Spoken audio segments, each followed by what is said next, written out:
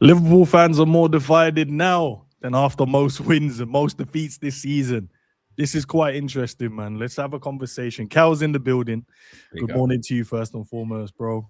And school runners upon us, bro, in -1 weather. Oh, brother. Morning to you. Morning to you. Big up to everyone in the chat. Big up to the community. Now, I opened the blinds this morning thinking, because the last few days have been raining, isn't it? So here's the thing. Rain's obviously inconvenient, but in terms of doing the school run, it's not the worst thing. Mm-hmm.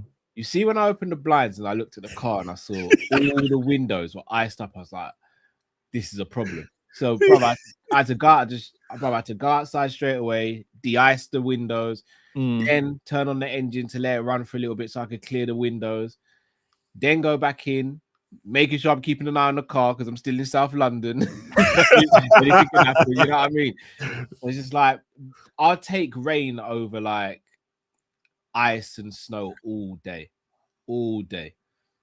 No, listen, I'm with you, bro. I had to the same thing, de-ice and scrape the windows, like everything, bro. I was just out there going, why am I doing this? Yeah, like I was questioning life this morning, bro. Just out there, just going, why are we up at this point and it's -1, -2 for no reason? Like, I know we're in winter, man, but can we not have winter in winter, please? Why is winter? No, worries me. I feel we're not even hit the worst yet. I think winter's got more episodes, bro. It's got some more bite to it this year. Yeah, I think it's got more episodes because we had a good summer. Let's not make no bones. We had a really good summer. Yeah. When you have a really good summer, winter's like, oh, hold my beer. Yeah, because normally it lasts up until like Feb as well, isn't it? Like you start getting snow. Like you're like, we got snow early this year. Yeah, it's kind of dangerous. And we got quite a lot of it as well. I haven't seen any. Do you know when I saw snow up? No, I saw snow in like November, like the first week in November. I saw snow, and I was like, no, there's nowhere else in England seeing snow right now. Why is it snowing? But it snowed for like 5 minutes. But since then, I haven't. It's just more ice and the sleet and just literally ice, bro, all the time. Big up to everyone coming in from Kopish, man. Appreciate the redirect, Matt. Love for the love, bro. I was listening to you guys' show yesterday, man. It was quite funny, bro. I ain't even gonna lie. But Matt crashing out on Van De Ven. That was toxic yesterday, innit? Yeah, for no reason. I don't. Do you know what, Matt? If you're around and you're in the chat, let me know, bro. Because we need to have answers, bro. Because I feel like toxic. You man triggered him backstage before you went live. Bro, I kid you not, bro. We were laughing and joking. The moment I mentioned Mickey Van De Ven, bro, that was it. Yeah, nah, it felt provoked, bro. It didn't feel like it was something it felt like something was festering. Bro, I mentioned Van De Ven and that was it. The moment Van De Ven tackled Isak like that, Van De Ven's become an op for life for Matt. Yeah, bro. He was just like, I don't want this guy. Look at the time. I'm like, rah. I hear it, man. He tried to win the ball though. Oh no. I was gonna say, where do you stand on the whole Van De Ven? Have to win the ball, bro. It's just a natural. A defender coming across, and he just caught him in it. It's just if you watch that 10 times out of 10, you probably have one injury, maybe. Someone rolls an ankle, or normally the two players. He finishes it, he gets up, runs off, knee slides, and yeah. Everyone's. I think he just wanted to. He just wanted to win it a little bit more in it. I don't think he went in with malice to try and injure him or anything like that. But. Yeah, I don't know, man. I don't know. It's kind of. Sorry to cut you. Where's your stance on Van De Ven as a defender and if he'd fit in at Liverpool, though? I wouldn't mind him. I wouldn't have thought that's one of the guys I would have gone for, but I wouldn't. Yeah. I wouldn't mind him. I wouldn't say like I'll turn my nose up at it and turn him down. I just don't. Yeah, I don't know. I don't know. But we need to make sure we keep the other defender first and foremost, bro. But we'll get to that, Cal. Cal, talk to me, man. Why is the fans crashing out, bro? Because we won a game of football and they're still crashing out. And I think it's because of this man here, bro. I think it's because it's definitely added. I tell you why we crashed out, though. Well, we won 4-1, Cal. And you're better than this. No, don't. You're better than this. You know what you're doing. I saw a win. And I was like, okay, finally, there's a win here. Some sections are saying unbeaten. I got called a plastic fan yesterday, by the way. One of my shorts. That was jokes. And then I did hey, what's a plastic fan? You went, oh, that's how I know you don't know nothing about this game then. It's like, bro, I'm joking. Everyone knows what a plastic fan is. But yeah, why is everyone still crashing? We're crashing out, bro. Literally, I did a call in, and no one cared about the result like that. They were talking about Slot and Alonso because it's the same old. Like, we watched the game against Barnsley, and no disrespect to Barnsley, they worked their socks off in it. Yeah, League One though, 17th in League One. If there's ever a game to see patterns of play and some rhythm and some sort of encouragement to suggest that, oh, you know what, we may be getting back on path here, that would have been the game to do it. Bro, we ended up having to bring on Konate, Wirtz, Ekitike to get rid of Barnsley, effectively. Not just that, Trainee only got a couple of minutes when you're thinking this is League One. There's any time to give Trey a bit of confidence, a bit of minutes, it's this game. So Boslai's goal, fantastic. Ekitike's goal, lovely. Wirtz's goal, fantastic. I'm trying to remember who scored the second. Who scored the Frimpong. Frimpong, beautiful goal as well. All pretty much individual moments of magic. As opposed to, apart from the fourth one, you'd argue. The fourth one was well worked, to be fair. Yeah. Good movement, good ball, good, and then Wirtz looks up, squares it up, tap in. Now, again, I want to be clear. I can't remember who Man City beat. It might have been Exeter. No, I'm talking about a few weeks back. It might have been Brentford, where Ruben Dias opened the scoring with a worldie, similar to Szoboszlai. That's a moment of magic that effectively broke the deadlock and opened the game up. I don't have a problem with that happening once a month, maybe once even 2 months. There's got to be games where your team just like, right, we can't break these lot down. Someone's got to give us something, bit of magic. That is fine. That's normal in football. But to have to rely on individual brilliance every single game, I have an issue with that. And even if it's not individual brilliance, just someone just having to take the game by the scruff of the neck because we don't have enough patterns of play. Shout out to Satish in the comments. Calvin Ramsey. We are down to Frimpong as our only quote-unquote right back. Yeah. Calvin Ramsey sat on the bench for the whole game because we put Szoboszlai right back. You're telling me Szoboszlai had to play 90 minutes against Barnsley. And then at right back, you almost got caught out and almost gave away a penalty. Very good recovering challenge.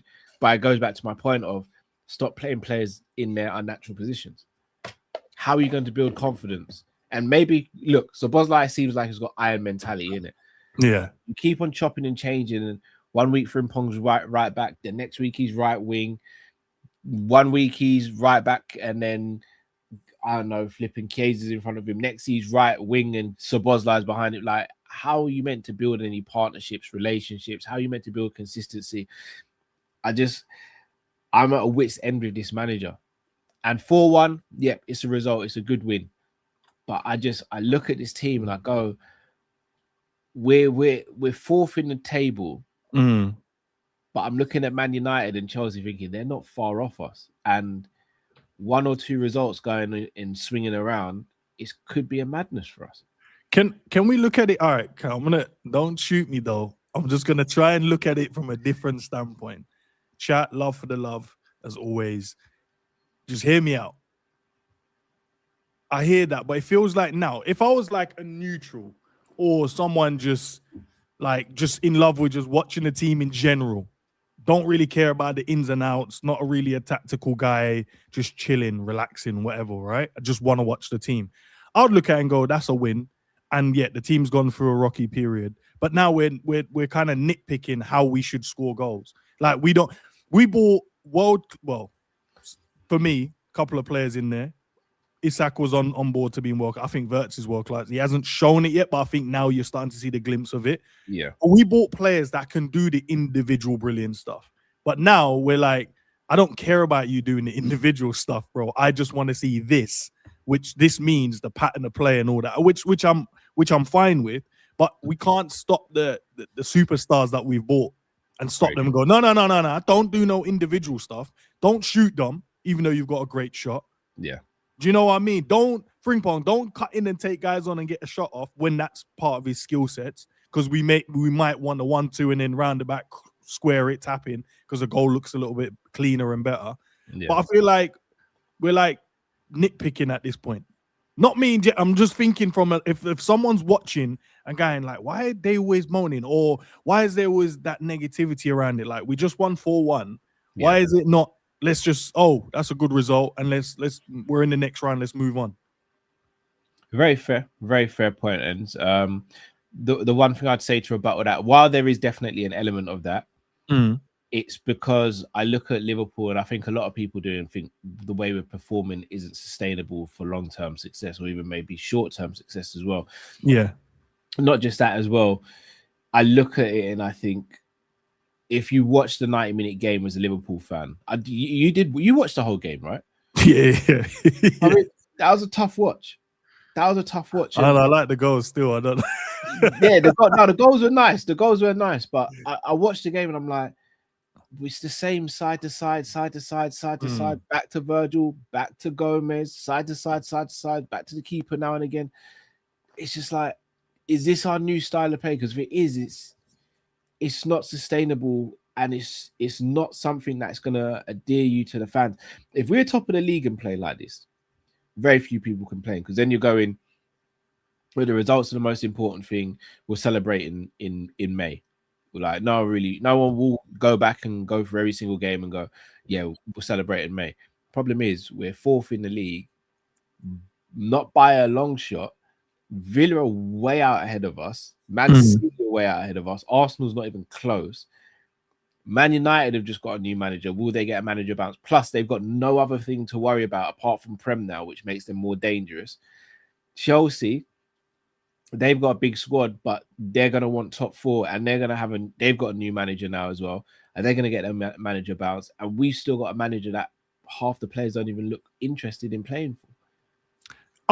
All right, look, I would agree. Some of them don't really look like they're impressed, right? But they're probably in the back of their mind going, well, he did win us the league title, or came in and adjusted a few things. Alonso is the guy that I think everyone kind of, their ears perked up when they saw that he left Real Madrid, around the egos of the players and certain things. He's just like, nah, that's not the environment for me. Whether he left, whether it's a mutual thing, is what it is. But Arne Slot did cook him twice already. Yeah. So can you see from the Arne Slot guys, which is crazy, that they'll be like, nah, why would we want Alonso? Why is everyone like, he literally just, he turned us down in the summer. I don't know how true that is, but let's just go with that narrative for a second. Yeah. He turned us down, and now he didn't make it at Real Madrid, which is difficult for most managers, to be fair. Why do we want him? Do we just want him because Arne Slot, we just don't want Arne Slot, so anyone at this point we'll take? A bit of both. I wouldn't say he failed at Real Madrid. When you look at his win rate and the fact they're second in the league, and again, it goes back to standards, isn't it? Because if this was a Liverpool team in second in the league, go on, Callum, still there. Oh, that's right. If this was a Liverpool team second in the league, no one would be calling for the manager's head. Pause. Pick up that.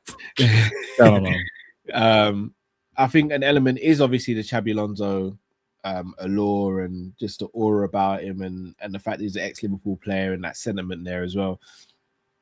But I also think it's just the manager not endearing himself to the fans, and we listen to his press conference and he says a whole bunch of nonsense. Not just that though, if the Arne Slot fans are going to say, well, he's beaten Alonso twice, I'd say, okay, cool. Well, Nuno's beaten Slot and then got a draw against him. He got 4 points from him last season and at his best. So should we go and get Nuno and replace Nuno for Slot? Cal, I'm not gonna argue the case, bro. I'm just saying, I'm just on the side of trying to understand, because I don't know if is it just because Arne Slot. I think all of us have all said now, I don't think he's the right manager. 99% of the chat has gone, he's not the right manager for us. There's always going to be the 1%. But for some reason, even after all those losses, after no style of football, fans are still saying we would rather keep him than getting Alonso in. I did a poll, and the percentage was quite high. There was 40% of people that still wanted him. Oh, they must love pain. And I put a stipulation in there. So let me give you the context. The stipulation was, would you taken us losing to Barnsley to guarantee Alonso coming in? And 40% was like, no, we're not taking that odds. So I don't know if we're desperate enough. There's still people out there. No, but do you know what it is? Like, I told you, Matt, about Endz, brother. Yeah, do you know what it is? Yeah, it's just mad, you know. No, bigger Endz, man. I'll say, I said this to Carl before. I can't bring myself to say that I want Liverpool to ever lose a game to gain. Like, because it goes against like. No, but it goes against the principles because I know you as well, bro. I know deep down you wouldn't want that. You might secretly think ain't taking a loss. Yeah, exactly. I know if you lose the game, you might just go, well, that just means he's gotta go then, isn't it? Yeah. But you don't want to do the whole no, we have to lose if it means us getting him. I can't do that, bro. I can't. Like, yeah. And that means we're not desperate enough then, Matt, then, bro. That means we're not standing on business then. Because you should, like, at this point, right? If people are really serious, let's be honest. Big up to everyone in the chat as well. If you guys were all serious, on hand on heart, you'd be like, yeah, we just want the demise of these games right now. So this guy can go. Man just wants the club to burn. Yeah, just so this guy can go and we rebuild from the ashes. Like, we can't rebuild if this guy is still here. Listen, I agree. If you're going to be honest with it. You can't say, I want him out, but I'm not willing for us to lose any games for him. That means he's going to stay then. That's why he's 11 unbeaten, and now we're saying, oh, we should get Alonso. And I'm like, I don't think we get Alonso, guys. I don't think it happens. Shall I give you the reality? Go you on. see, when we've done the 9 losses out of 12, he should have been gone, right? The fact that Liverpool have given him that time to try and turn things around. But when we say turn things around, yes, I think we're unbeaten in 9, but we've also drawn how many games in that run as well. I just think Liverpool, in my opinion, are saying if you're still in the top 4, we're cool with that because it means that we still get the Champions League money. And the fact that we haven't been knocked out of the Champions League or look like we're not going to qualify to the next phase or we haven't been knocked out the FA Cup is one of the reasons why the club won't pull the trigger just yet. I think if we was in 8th place, we got beaten by Barnsley and our Champions League campaign was in tatters, I think then Liverpool will go, we have to make a change. It sounds crazy, Endz. It's like Liverpool needed to be really, like, this is bad, but they need to be like horrible, unbearable. But right now, unfortunately, I wouldn't say it's unbearable because we've kind of stopped the bleeding in it with the results. But for Liverpool fans, it's not good enough. You know what I mean? It's not good enough. And that's why I asked. I don't know if we're because at the moment we're like, we'll take great results, but we still want the manager out. I don't think you can have both.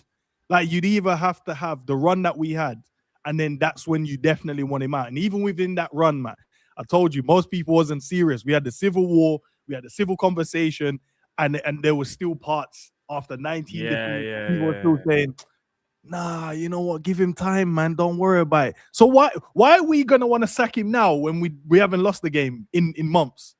Why would the board go, think it's time to sack him? You know, what's up, man? Looking back at that whole civil war, yeah, all the people that were slot out were just I have to say it, like, they were just bang on the money. Like, that's the honest truth. Like, what you could see it spiraling and transpiring to where we are now. Like, yes, okay, we're not losing game after game right this second, but it's still terrible. Like, we're how many points behind Arsenal? We're out of a title race. We can't even defend our own title. You got players in disarray, in my opinion, with Salah, McAllister speaking, Szoboszlai speaking. Bruv, like, things are not well at Liverpool. Just because we're drawing 3 games in a row, it don't mean to say that we're back. We're not back. We're far from it. Like, we're way off it, bro.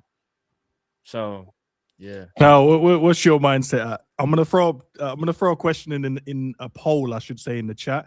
You guys have a look at that and have your votes. I'll see how desperate you guys are. But where's your head at? So, pause. Yeah. But, you know what, Cal? It wasn't a pause here, but I'm gonna let it slide. Let's get Matt back in. Yeah, there you go. I look, the Barnsley win was a good win in isolation, but Matt's right. 3 draws in a row in the Prem is really bad. And when you go back and you look at some of the draws, like, we're 14 points of Arsenal, right? Let's just say we won 3 of the games we've drawn this season. that puts us 8 points behind Arsenal. Now, I'm not sitting there saying, we'll chase that down. But you could look at it with some sort of common sense and go, you know what? We've still got to play Arsenal at Anfield, so at Emirates. No, sorry, at the time, sorry. We still got to play Arsenal at the Emirates. So maybe we take points off them. Maybe we don't. But Arsenal still have to play City. They still got to play United, if I'm not mistaken. So maybe, just maybe, there's a slight chance that maybe they lose 2 games. We win 2. It goes to 2 points. You never know what can happen from there. But 14, you're asking Arsenal to drop points. Not just drop points, lose 5 games. Yeah. For us to be perfect in January ends. We've been out of a title race since November. But what does it matter at this moment, Cat? That's what I'm saying. What does it matter? The fact it's gone too far now. So that's why you. But at the moment, he's on steady waters now. He's gone out. The choppy sea, he's gone now, and he's now 3 draws ain't steady water. 3 draws ain't steady water. Yeah, for real. So I saw a stat ends. The stat was last 16 Premier League games, 5 wins, 5 draws, 6 losses. That's what I'm saying. That's Endz's gaffer, though, man. No, what you wait. Wait,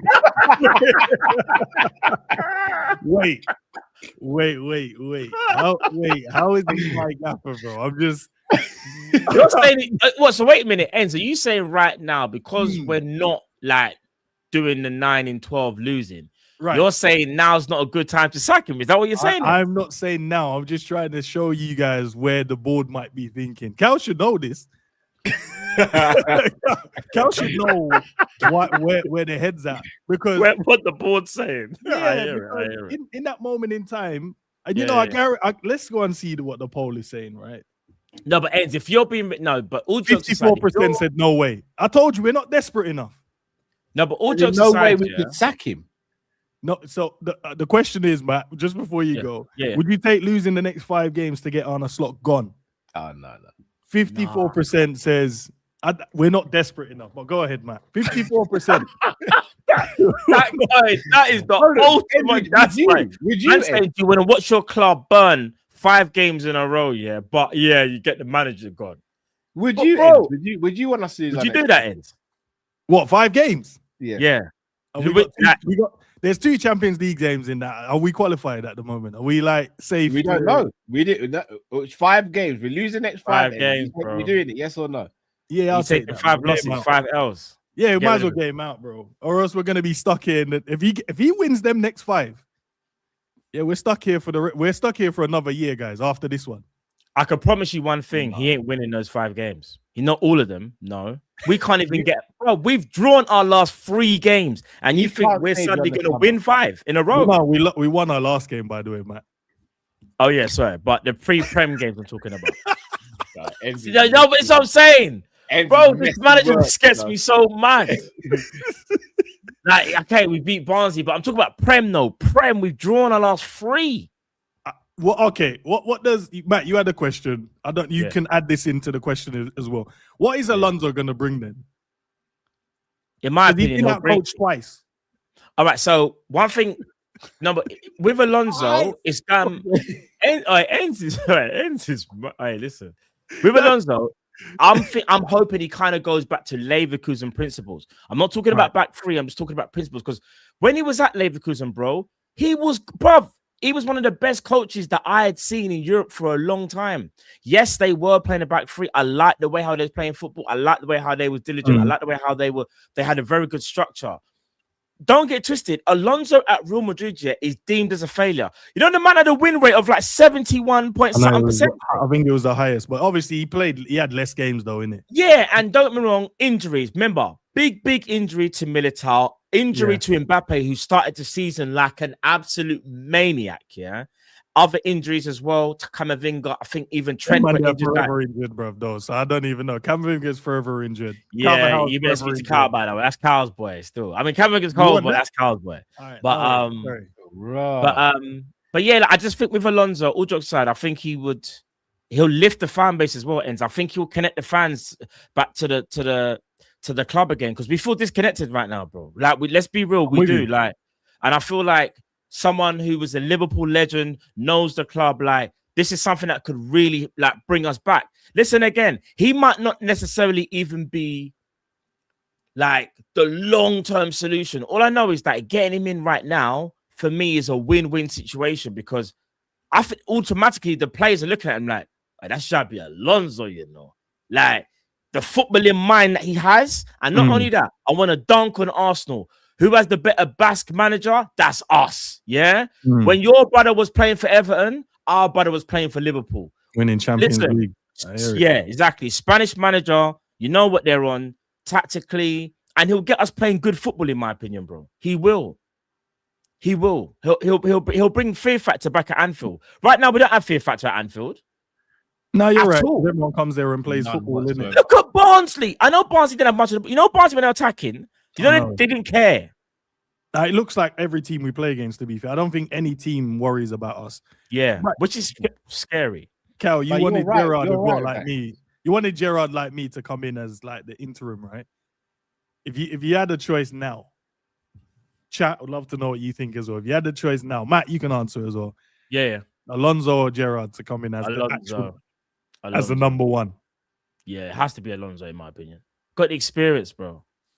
So does Gerrard later. Gerrard can still remember, we're moving like if Alonso gets it now, Gerrard can never be manager. Remember, it's all about timing. Football's all about timing, Endz. Alonso is the guy right now. Don't just because he got fired, I'm telling you, he would. Yeah, I think he'll do well. What about you, Cal? Asking this question: when is the right time for Gerrard to get a Liverpool job? When he's grey, bro. I actually think this is the time to come in where there's the least amount of pressure. Because let's say we get Xabi Alonso, and Xabi Alonso gives us 2 Premier Leagues and the Champions League over the next 5 years. Yeah. I don't think that's a great time to replace Alonso. I don't think that's a great time for Gerrard to come in. In the same way, it would have been terrible for him to come in and follow Klopp. Because we're on the ground right now, begging for water and crackers. Literally, this is the best time for Gerrard to actually come in. I'm not saying it's going to work, but this is actually the best time. But if I'm going to be honest, at the same time, I'm taking Alonso over Gerrard. Okay. No, but I wouldn't mind seeing Gerrard as the number 2. Bun Gerrard. I hear it, G. Did you say Bun Gerrard? Yeah. Yeah. I just want to highlight in front of all the audience that he said that. That's all I wanted to do. Gee. That's mind game. He tried to put the laugh out loud afterwards as well. He done it in a hey, Bun Gerrard. Oh, I'm only joking though. Nah, G being serious. Nah, Bun Gerrard, you know. Yeah, so now I would if Alonso big up G, man. All right, can I ask you guys a question? Here you go. If Alonso says, yeah, I'm coming in the summer, would you still run Gerrard as interim between now and then? I told you we should have done that from the 19 days before the 19. Yeah, I know Endz, bro. Say that again. Sorry, Carl. Say that again. Would you run Gerrard as interim even knowing that Xabi Alonso would come in the summer still? Do you know what? Right now, I would to get rid of Slot. I would get rid of him. Like if bringing Gerrard now, if it means we need to get rid of Slot, bro. Slot is the main issue. You're not desperate enough, bro. Matt's changed his tune. Bro, I want Arne Slot gone. Like, he needs to go, bro. How desperate are you, though, Matt? That's the question. Do you know what? Endz is Denzel from Training Day, you know? Yeah. No, we're not Listen, all I'm saying is this, yeah. If you brought in Gerrard now, you've got that. He could maybe, I don't know, like maybe win us an FA Cup, maybe. I'm not going to say Champions League. I don't. Because again, I've got a different thing with you. I don't think Gerrard is as good as some people think he is coaching right this second. That's why Alonso for me is the better coach right now. I think Gerrard is a decent coach, like he's good, but I feel like he can still improve. And one thing I don't want us to do is bring Gerrard in under so much pressure and he's not ready. And I feel like Alonso is more ready. Like Alonso is ready now. Yeah, but Gerrard won league titles and that, bro. I understand that, but Premier League. Apparently, it's only Scotland, though, isn't it? Yeah, but no one rates. No, but I'm not even trying to disrespect that. Sorry, Matt. Go ahead, bro. No. I'm not trying to disrespect that, but then I've also got to look at what was Gerrard's last job. Do you know what I'm saying? Yeah, but he was in. But I know it was in Saudi, and I don't even know what happens over there. I'll be real. I don't even know Wagwan, so I can't even say I watch the games or anything. But I mean, we can only go off there. Maybe his last Prem job, Villa. It started good, and then it kind of, But again, they turned against him as well, though. They did. Because even when we played against him, bro, he tried it against us as well. He tried it. He didn't come there to lose. But I don't know. As I said, Matt, I think the word of the day today are how desperate. How desperate are we as a fan base? Let's go and check the poll again real quick. See where we're at. 51% says nah, they wouldn't. That means we're kind of calm with what's going on then. Nah, we're not calm, bro. We're not. Are we too nice as Liverpool fan base? We're too nice, innit? We don't. Yeah, because some people want Ops as our new centre backs. Who? I'm just saying. I don't know. I'm just Who saying. wants Ops? No. I don't know, fam. Who's the Ops? Who's the Ops? I don't know. No, Van De Ven's up, innit? That centre back. That one that everyone thinks is cold. You know what? I had that on there. Let's move it forward, and because Matt said he wanted to chop this up, right?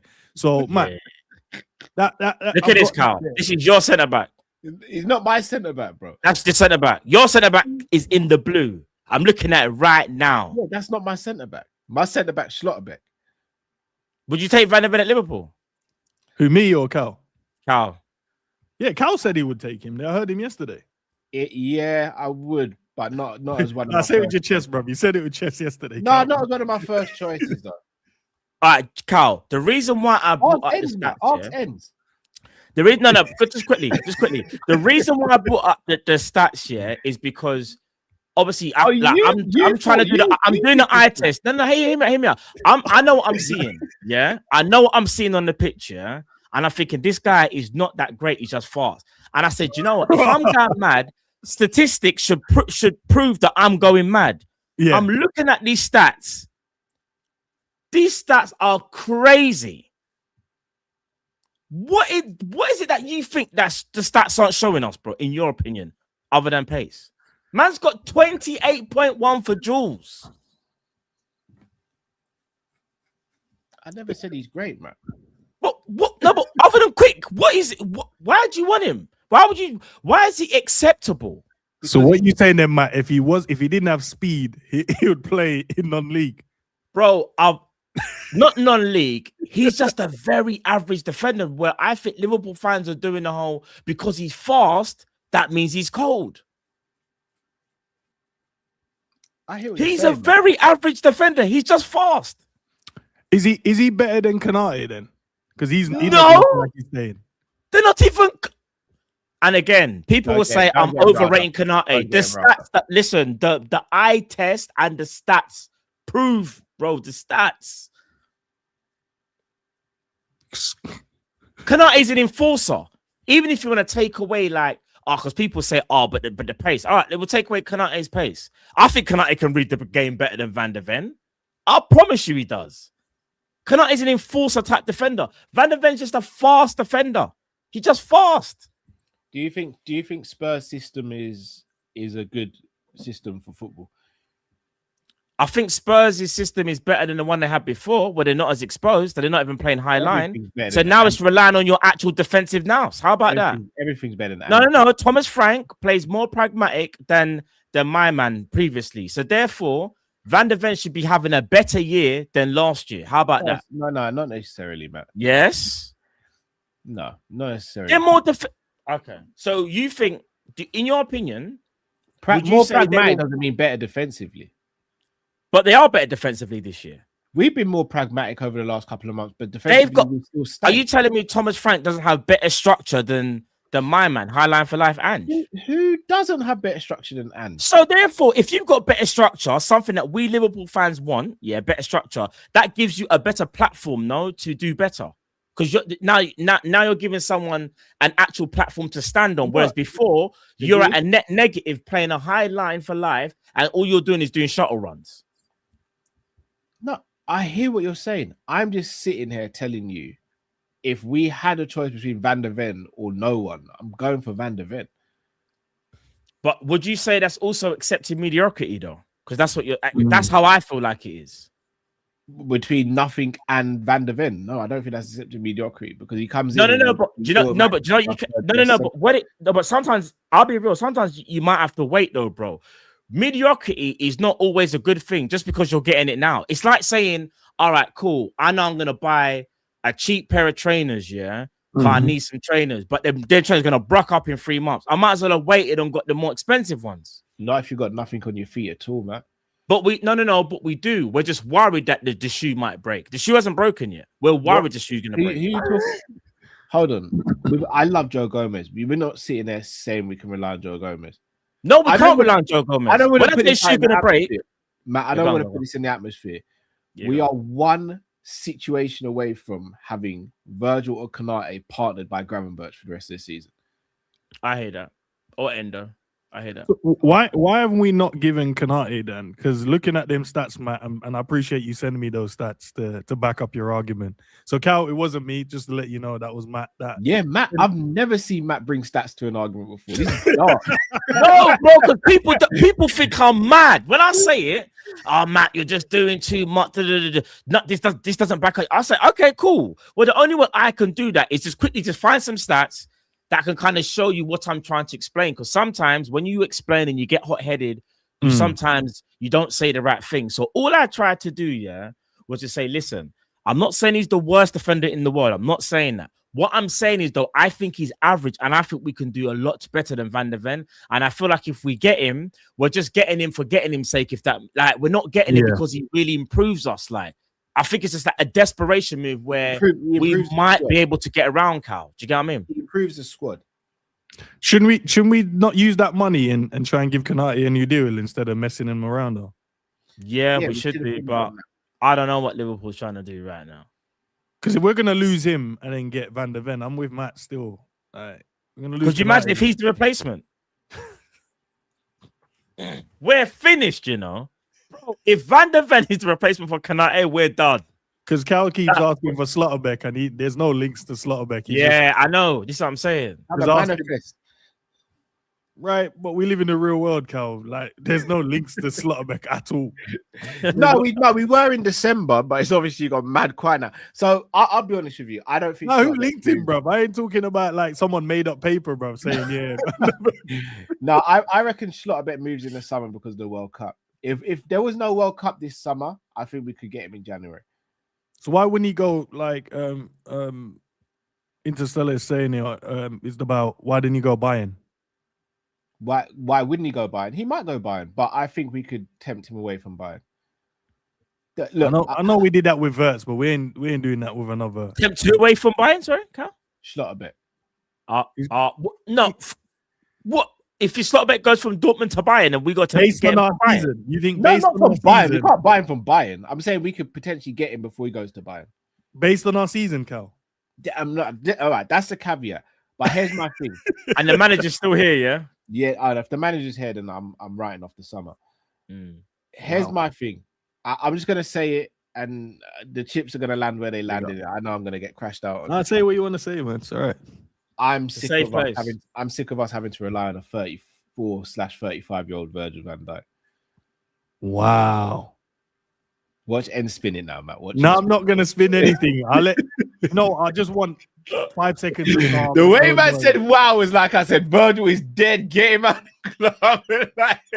No, you know what? Because I need people to digest. Cal don't rate Virgil at his big old age. I need people to let it sink in. Say that again, Cal. Just say it again.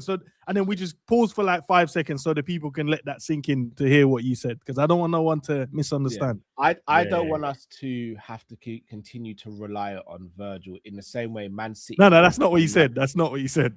All right. I don't want Liverpool relying on a 34/35-year-old Virgil van Dijk. Therefore, I want to get as great a defender as possible. Therefore, Virgil van Dijk can save his legs for the biggest games of the season. Or we could even use Virgil's right-sided centre-back, which also saves Konaté's legs as well. Effectively, we need 2 centre-backs. And that's even before Konate goes. Joe Gomez has to be replaced, and we should have replaced Kwanzaa, which we didn't. Well, all right, we replaced Kwanzaa with Leone, you'd say.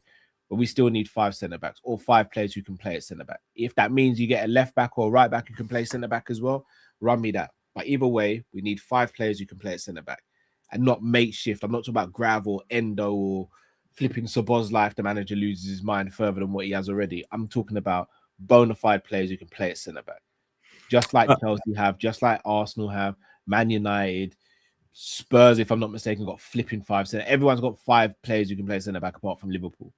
It's ridiculous. Yeah. Two people out of 300 agreed with you, so I think that's a good sign, I guess.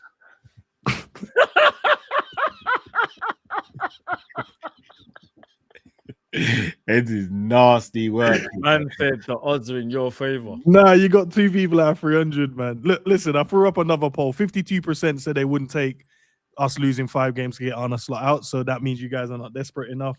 Then I asked who's better, Konate or Van De Ven. 40% says they think Van De Ven is better than Konate.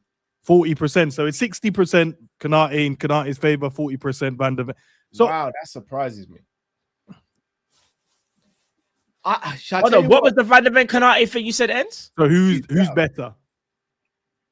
Okay. So the 40% think Matt's definitely gonna collect IP addresses after this. And 40% think Van De Ven's better. 40%. And Matt brought stats to the party, guys. And I don't know. Like, let me put it. Maybe you guys have forgot what Matt brought up. And so you remember, guys, this is Ibu's bad season, you know. I feel like Ibu's a player that we're gonna lose, and then we'll appreciate him when he goes. 100%. Ibu's last 5 games, 6 games, like it's gone under the radar, and no one's giving him. I know Matt has. Of course it does, though. That's the problem. Yeah, so his passing has been great. His defending against Arsenal, bro. The guy. And here's the thing, you know, sometimes he punches the ball through the lines. You know, yes, he punches the ball through the lines. I understand everyone can overrate players. I probably do it a lot of the time with some of my so-called favorite players at times. Yeah, but I just want fans to kind of like understand that we have a good defender at our disposal right now, and if we were to lose him, he's not going to be easy to replace. I think people just think that bringing in like even a Guehi, like no, I genuinely don't. I think Guehi's better on the ball, in my opinion. I think he's a better ball playing centre back. But other than that, if we're talking actual defending, 1v1s, being an enforcer, making sure that you're covering the flanks as well, and obviously Guehi plays in the back 3, I think it's harder to replace Konate. It really is. And even how old was Konate? Was he 26? 27? Yeah, something like that. It's not going to be easy to replace him, bro. And I'm telling you, So Cal, the guy that Cal don't really rate right now, and Van De Ven at centre back going into next season, is that something that Chat and Matt and Cal, you guys will be happy with? Okay, sorry to cut you, Endz. Can I show you something? I've just you can do whatever you need to do, Cal, bro, to back any arguments you have. No, because this is where I wanna. I don't know if you can see that in the background. Yeah, and I'll bring that up for the. Hold on, let me bring that up for the people because the people want to see in it. Okay, so I'm not even going to reveal the names of these 2 players. Who here seems like they're better overall? Oh, Cal's playing that mind game. Chat, I'll let you guys do this. Which player do you say yellow's more balanced, isn't it? More balanced. Endz? I'm just gonna go red just to make it spicier, bro. I know who yellow is already. I already know. Who's yellow, Matt? Van Dijk. No. Oh, it's not Van Dijk. Yellow's Konate and red is Guehi. Oh, but that kind of makes sense. I said yellow's better. More balanced. You thought I said more balanced. But my original thing was I think yellow's more balanced. Yeah. Remember, I said yellow is the better defender. Out of all, yellow is the better defender. Out of all the metrics, only 2 score higher, and it's not even night and day between them. Possession 1 and progressive passes. Yeah. Look at the forward pass percentage between Guehi and Konate. So for everyone who accuses Konate of just passing sideways or backwards, yeah, his forward passing percentage is higher. The number of passes he makes is higher. Ball carrying. Hold on, I'm told Konate is not a ball playing centre back. Can't play ball. The ball carrying's higher than the guy that people speak. Tell them, bro. Aerial duels, defensive duels. Like, if I'm really gonna spice up the party, let's add someone else in. Raw, man. So you see, I thought you're gonna bring in Virgil. Basically, Cal was throwing shade that you see the 34%, or is it 36% now? Cal's basically throwing shade at you, man. Look at this. Virgil's the ball playing centre back, right? Yeah. Konate outranks him in carries. Outranks him in defensive duels. Crazy. Passing and forward passing, you'd expect that to be Virgil. Progressive passes is Virgil. Possession one is low. But hold on. We'd all sit here and we'd say Virgil out of the three is the best defender out of all three, right? But Virgil's engaging's a bit mad, though. I'll be real. I know, I hear it. But this is my point, and this is why stats can't always be the be-all and end-all. Why isn't Virgil engaged? Because again, let's call it. But you said he did engage in the thing again when they scored the goal. So you was right. You was spot on. No, he doesn't engage enough. 90% of the time, Virgil doesn't engage. Why? Because he ushers players away from the goal. So why make a tackle when you can just force someone out? If I have a cat that runs into my conservatory right now, I can kill the cat, or I can just force the cat out the room. What?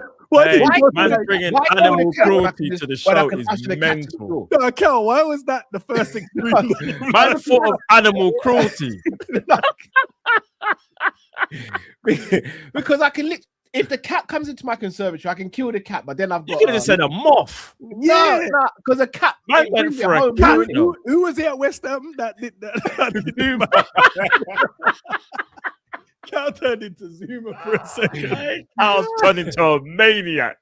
Right, allegedly. No, but Cal, to your point, I know exactly what you mean. You're right. Stats aren't everything. You are 100% right.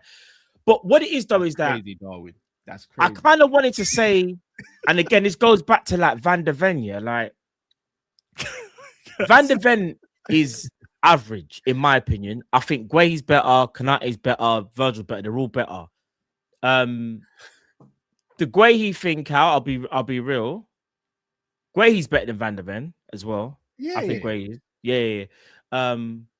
But yeah, I know stats are everything, Cal, but sometimes the stats can back up your argument. And if I'm being honest, what you did there was actually kind of spot on, because the engaging thing, Virgil don't really engage. And it shows why. That's why Konaté will win more duels, because Konaté is more of an enforcer type style of a defender. Konaté is not running away from nothing. Do you get what I'm saying? All right, I've got Schlotterbeck and Guehi now. I'm in my bag now, man. You've opened this stats drawer now. Aerial duels. Yeah. Schlotterbeck is better than Guehi. I don't even need to kind of like progressive passes, forward passes. Carrying's the only thing. And that's usually down to Dortmund's style of play. And remember, we saw it with Rudiger at Chelsea. Rudiger at Chelsea was the third centre-back, right? Left-sided centre-back. He was the one that was given a license to dribble up the pitch, shoot on sight if he wanted to. Because usually one of the back three is given that license. They get a bit more extra space. Yeah. I don't see him doing that at Real Madrid. Man said, add Jacob Greaves.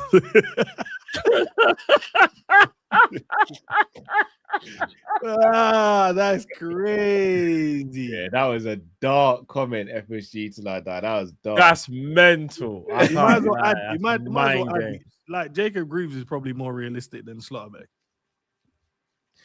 That's do you know it's kind of realistic, Bastoni. I think there's been more links to Bastoni than there has been to Schlotterbeck, I would have said. Yeah, because there's not been any links to Schlotterbeck. Yes, to Schlotterbeck. I think there might have been like one. But Bastoni played back three. No, right, Bastoni played back three as well, innit? They both play in the back three. Look. And they're kind of similar.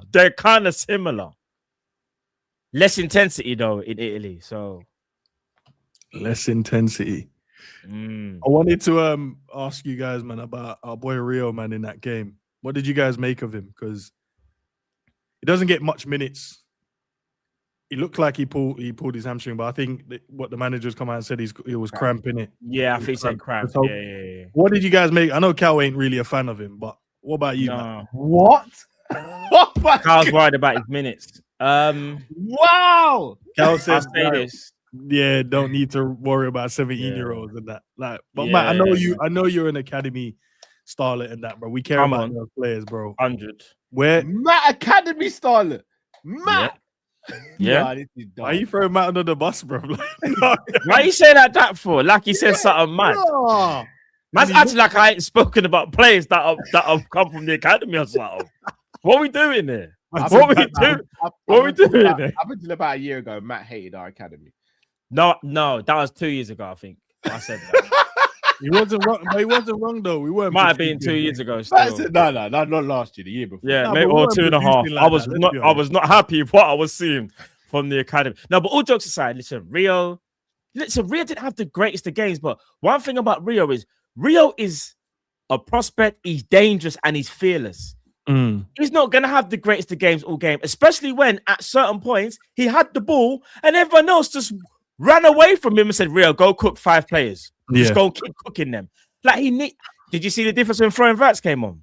Yeah. The link-up play. I said to Cal during the game, and Cal said the same thing. We were like, bro, if Flo and Wirtz is on in this game, everything changes. It changes. And lo and behold, like, you know what I'm saying? So what about you, Cal, bro? Because you don't want him to play. You're worried about his minutes and that. Like Arne Slot. Maybe that's what you guys agree in.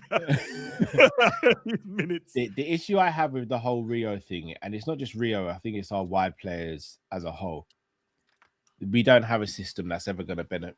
Under this manager, we don't have a system that's going to really benefit our wide players. Yeah. Like, it's not the one. And case in point, Rio gets the ball. 3 players are looking at Rio from the opposition, but all of our players are standing still. I'm not seeing the left back overlap Rio and take one of those players away. And I'm not seeing the midfielder commit a run into the box and take one of those players away. So then Rio's left one-on-one with his man. I saw Rio beat his man, then have to run into a second person, then have to run into a third person. At 17 years old, that is crazy. For any winger to do that, unless you are your Mao level of dribbling or Doku, wingers thrive with space and duels. That's where you see the top wingers. But if you surround any winger with 3 players on a consistent basis, you're going to negate their game. I don't care if you're Crava, you Due, Dembele. I don't care who you are. If it's 3 versus 1, it's very unlikely as the winger you're going to get past them and create anything.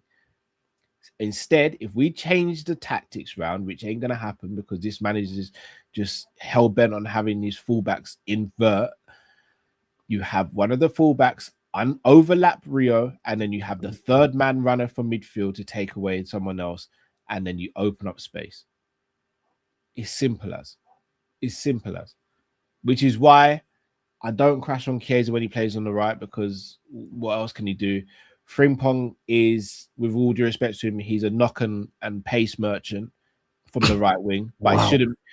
But it's not fair on him because he's a right back or a right wing back. So you're asking him to do something that's you said knock and what? Knock and run. That is diabolical. Now, what's your issue with the man then, bro? What do you mean knock and run? I don't like the man them, you know. No, I'd say Adama Traore is a kick and run. So Frimpong's just an armature then? No, what you're saying? He takes little steps, then he knocks it and goes. You're saying Frimpong don't do 1-2s? He don't vary the game a bit. All right, hold on, man. Who's he do 1-2s with at Liverpool? No, it's all right, bro. No. Kicks and run. No. Who does he do 1-2s with? I think like he didn't cut inside and use his left foot, like just kick and run, just chase off of the ball. He's not a Dharma cow. He's not. I know.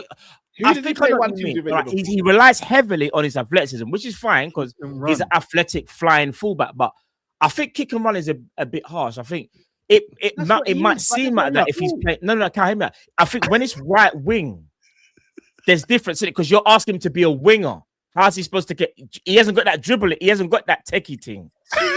You just proved my point, Matt. Because he's a right back, not a right winger. So I wouldn't. My description of him wouldn't be he's just a. What did you say again? What he can run? That's what he is because he's not a right winger and he's being played out of position. That's not. No, but he's a right back. But what did you describe him like that? What else is he then?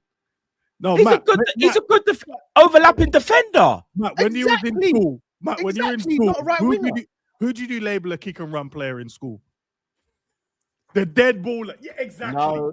Exactly. The dead baller is the one you go. Yeah, you just kick and run straight. Yeah. You basically called him Van De Ven, Cal. Just pace. Does that mean you don't rate Frimpong then, Matt?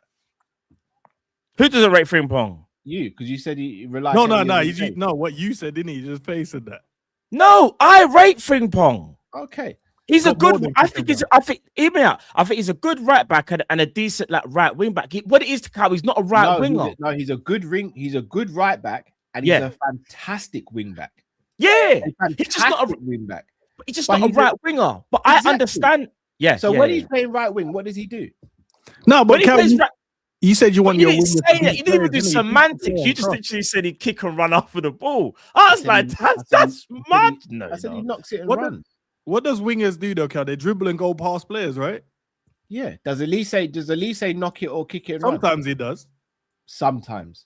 But he varies his play, right? But Frimpong is not a natural out winger. That's fairs. But he's not a kick and run player. Case in point. So why is he playing him there? No, but you called him a kick and run merchant, bro. As a winger, he is. Well, you never said that. You didn't even make that statement. That's because the moment I said the statement, if you said as a winger, he just kick and run, I might go. I know what you mean because you ain't really got to take it. But because you just straight off the bat, you were just like, he's just a kick and run player, isn't it? Kick and run, you know. You didn't even say. We were speaking about the players, and I said Frimpong when he's on the wing is a knock and run merchant. He is. But he's a right back though, or right wing back. If Kirk has played left wing, what would Kirkes do? Knock it and run. I wouldn't describe. I would say he's a left back though. It's because you know what it is. I think it's just the statement is just because you didn't clarify. Don't like him. No, he just doesn't like him. That's what I was speaking about wingers. He just doesn't like him. And remember, I didn't say he kicks it and runs either. I said he knocks it to the side and runs. Is that underbelly colour thing? Don't help him, man. Don't help him. He just basically doesn't like Frimpong. No, I do. I do like Frimpong. Look, we won the game. Not the right winger though. We won the game, but now we got Brighton, bro. We already thumbed guys. Apologies. Yeah, I got to shoot, my guys. Bless up, you guys. Bless up again, Endz. Big up, Cal. My brothers. Come on, brother. Love. Bless up, man. We got Brighton in the next round, which is fine, man. But Cal, I was looking, and I was thinking, who's the two players I would build a team around under your new Xabi Alonso regime that you want to bring in? These are the two for me. I think that the club in general needs to get the best out of. I think these guys just understand each other and they know what each other is about. Just the telling point. All right, so I'm already in the bad books with the chat and yourself and Matt. No, you're good, man. I think if there's two players you build the team around, I personally think it should be Isak and Wirtz, and not because of the price tag. I think Isak is our best striker. I'm not saying Ekitike is still a main. This guy got 14 goals, Cal. I never said he's a main part of the squad. But he's still not better than Isak.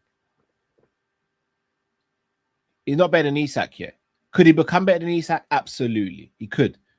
Right now, he's not better than Isak.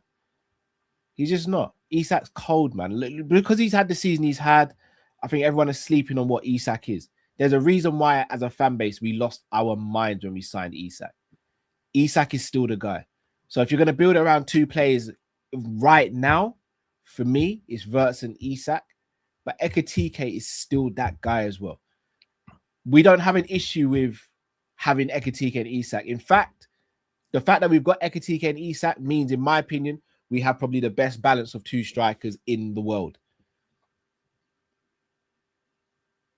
But Isak's still the guy. It's just that he's injured and not had a great season.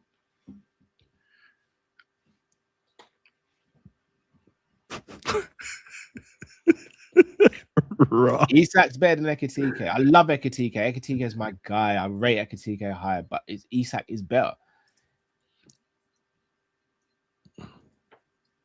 I don't know, Cal, man. So I thought you might have agreed. I thought you might have agreed with Isak. I think he is. Even though I wanted Isak, but Ekitike has shown that he's him. Okay, so we're basing that off half a season. Is that? No, not just. Off I'm gonna switch it around. Then I'm gonna switch it around. Go on. Let's say I'm trying to think of. Let's say Gyökeres is having the season Ekitike is having right now, and Arsenal fans turn around and went, "Yeah, Gyökeres is better than Isak." What would we say as Liverpool fans? You'd be like, one season in it. He's not. He needs to do it on a consistent basis for you to do that. And listen, I'm not going to disagree with you, Cal. I'm just looking at both of them has come in, and I know obviously Isak coming unfit. He came into the squad unfit, right? And I get it, and he had to get his fitness up. He had to try and find a way. But Ekitike has come in and hit the ground running, and he showed.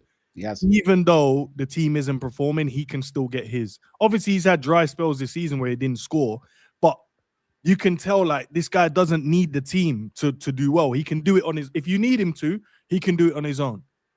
His game, he can beat players. He's silky. He can score goals. Great. He's scored some good headers so far this season. Left foot, right foot. He can run in behind that. Like he's got.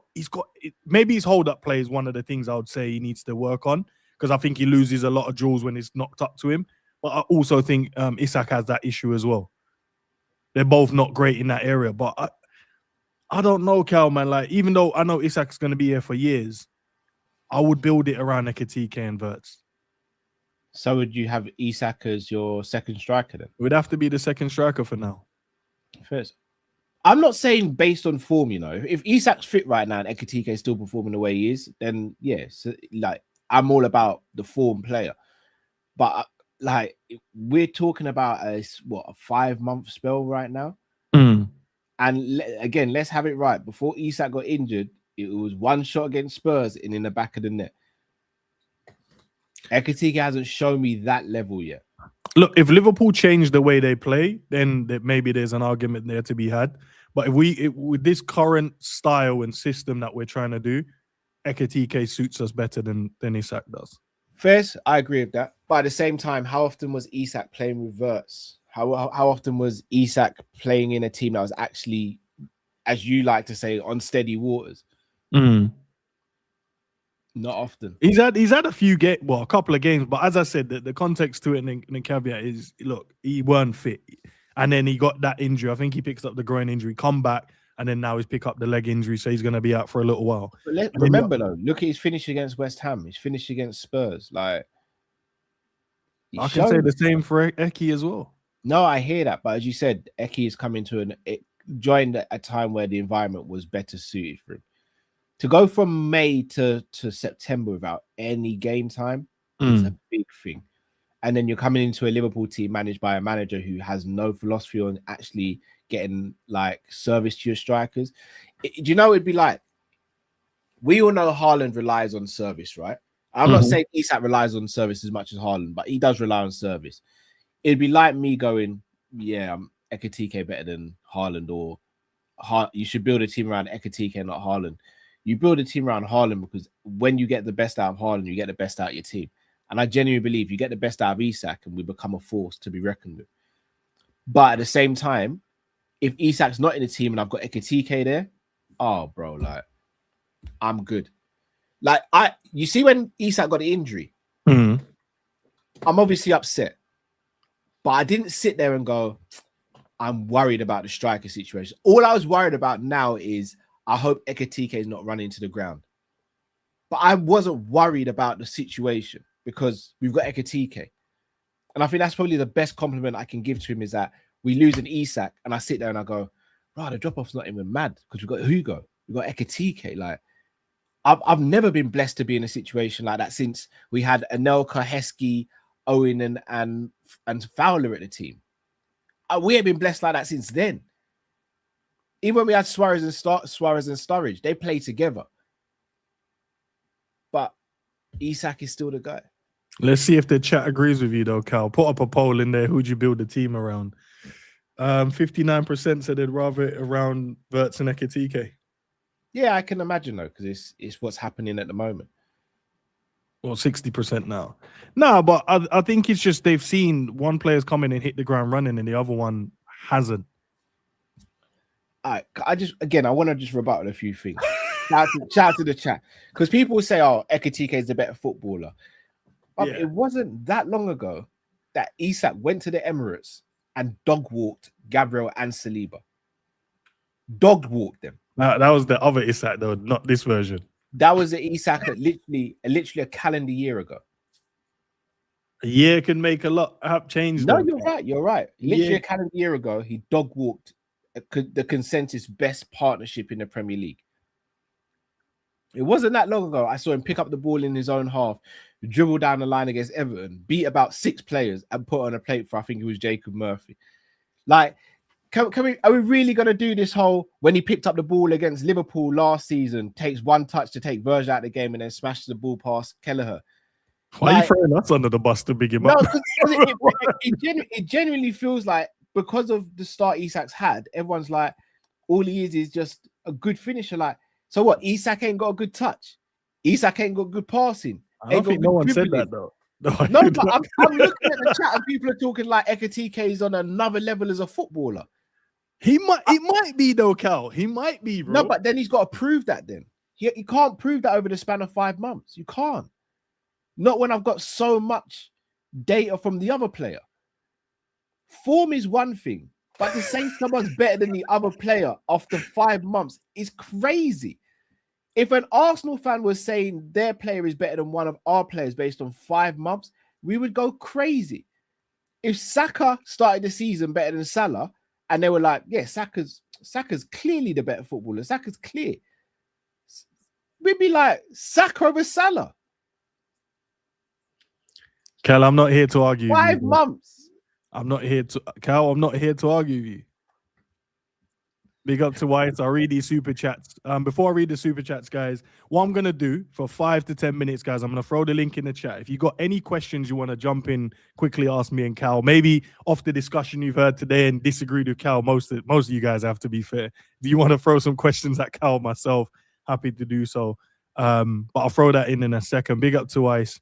And he says, Endz Mike has said it best. It's continued individual brilliance. I know, bro. It's just literally, Cal said it, Matt said it. Virgil, I just want to answer one question in the chat. Go on, answer it. JPB87. You don't think Hugo looks special? He does look special. Not once have I sat here and said anything derogatory about Hugo Ekitike, by the way. I just bigged up Isak.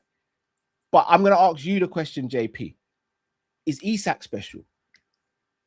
All right. Individual brilliance has scored, in this case, a win. So big up to Ice. Big up to Simba as well for the super as well. Hold on. Where did I click that off? Alonso should have fought Mbappe when he tried to kiss my teeth. You know, when people said it was Rodrigo as well, Rodrigo was like, nah, come. Like, Rodrigo and Mbappe was the ones in front. Oh, Rodrigo doing it as well. Rodrigo, bro. Oh, yeah. Man tried to say Vinny looks the same. I hear it, man. Deep. Deep. Lex, big up to you as well. So Ekitike plays good in a shit team. Isak needs a good team to look good, but Isak is better. Same guy who said Dino overrated, by the way. I never said Dino's overrated. I've actually never said those words. Literally, Dino is overrated as well. Damn. All right, let me ask you a question, Endz. Who's better, Ekitike or Haaland? As a striker or as a player? As a striker. As a striker, Haaland's better as a striker. Okay, so who do you think would thrive more at this current Liverpool team? Ekitike or Haaland? Ekitike, based on the way we play. Okay, cool. That's all I need. No, based on, because Isak, you would say, is a cold finisher as well, but he hasn't hit the ground running just because of the way we play. But Ekitike finds the way because he's the better footballer. Fairs. If you want to say that, I don't have an issue with that. But I'm saying, I've just proven my point. So if you're saying that Isak is not good because he needs a good team to play around him to get the best out of him, that means Haaland's crap as well then. Haaland ain't the second best finisher in world football then. Nah, he did it at Dortmund as well. So I don't know. Haaland team was very good, bruv. Jude Bellingham, Sancho, that was a very good Dortmund team. Yeah, it was. All right, hold on. Let's get Lex in the build. Hold on. Let me shift to this one because Lex is here. Get the questions in, man. Big up Lex, bro. Hold on, let me change it. Yeah, man, I have no question in a blood. Go on then, brother. Bro, but all right. It just all right. Look, in terms of better, it just depends. Sometimes you have to isolate things. Like, you can't just say Isak is better because definitively, yes, he has performed better. He's had better seasons in the league. But if you want to say a better footballer, Ekitike is a better footballer, 100%. Based on what then? Have you what? Based on my eyes, blood. No, but you can say you can't just say based on your eyes, bro, because you mean can't just say based on you watch the games, blood? No, because the eye test is subjective, right? So subjective. First touch. Dribbling. Passing. Link play. Goal scoring. What? Goal scoring. What? Hold on. Goal scoring. Because no, look. Here's how I judge a player, yeah? All right, hold on. Ego Thiago is better than Ekitike then. Hell no. You just said goal scoring. He's better footballer. I mean, just all round. I'm not saying he's better at goal scoring. I'm saying when you put the full package together, he's just a better footballer, isn't it? I'm going to be spiteful now, Lex. Who's spiteful? No, this guy. Spiteful. We're here to be spiteful, or we're trying to actually come to an agreement. I've got to be spiteful for me to get my point across. Lex, who's better in the air, Thiago or Ekitike? Better in the air. Oh, come on, Lex. Might be Thiago. Might be. Come on. Who's got better hold-up play? Thiago or Ekitike? Brother, who's the better footballer? Thiago or Ekitike? Ekitike. Stop this shit, man. I gotta be spiteful. Brother, stop this. So I'm winning the argument, so you doubt. No, you're not winning the argument. You're just trying to make you're making an argument that you can win. That's different. You're isolating. No, you're deliberately isolating bullshit to say, I'm not isolating BS. Yes, you are. You know Ekitike is a better footballer than him. Why can't you answer the question? Because me not answering the question doesn't mean I'm not right. It just means you're trying to isolate me, put me in a box to prove your point. But you said he's better because of what I see with my eyes. So I'm saying to you now that the eyes can't be the be all and end all of it. Because my eyes can't be Go on, Lex. Man said, fuck. Go on, Lex. Man said, fuck my eyes, blood. Look, brother. What I'm saying is, from a historical perspective, clearly Isak is a better striker.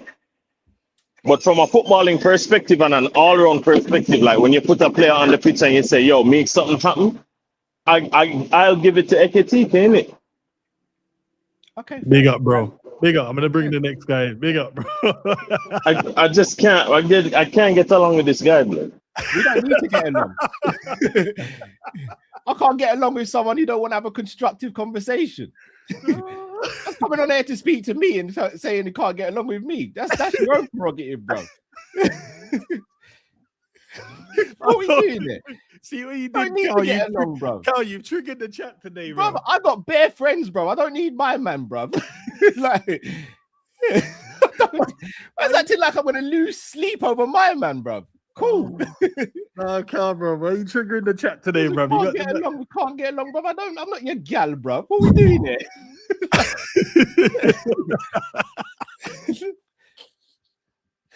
All right, Bruno. Big up, bro. What is going on there? Bruno. Hi. Big up. So, hey, cool, Callum. tonight I don't want to. So, Callum, I'm going to call for you. I will come for you. You're going to have the same energy you have towards Darwin Núñez, mate. Go on. Because when Isak starts performing, okay, but when he starts missing chances, I expect you to have the same energy that you had towards Darwin Núñez, because you were part of it. Yeah, because you were part of one of those people that was slagging him off and calling him every name under the sun. That's the first thing. My striker as well. I never called him every name under the sun, Bruno. What I will say, but I definitely went to Darwin because of the missed chances, but I think Darwin had 3 years here. Isak played how many games for Liverpool so far? Okay, fair enough. Now I'm asking, how many games has Isak played for Liverpool so far? Don't back out Bruno, bro. Don't let Cal bully. You think I'm going to back out? Okay. I'm pretty sure he played the game against League Cup game, so that's 1. Tottenham, I think that was 2.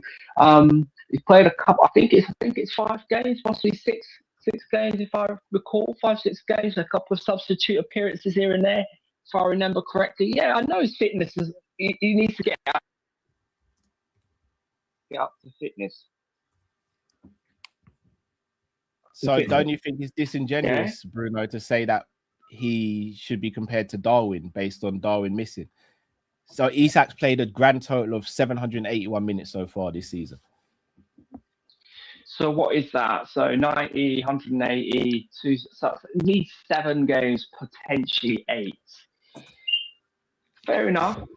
The second is it? When you say based off 7 or 8 games, it's very unfair to compare him to someone who played thousands of minutes for Liverpool and missed more big chances in the time he was here than any other striker in the league.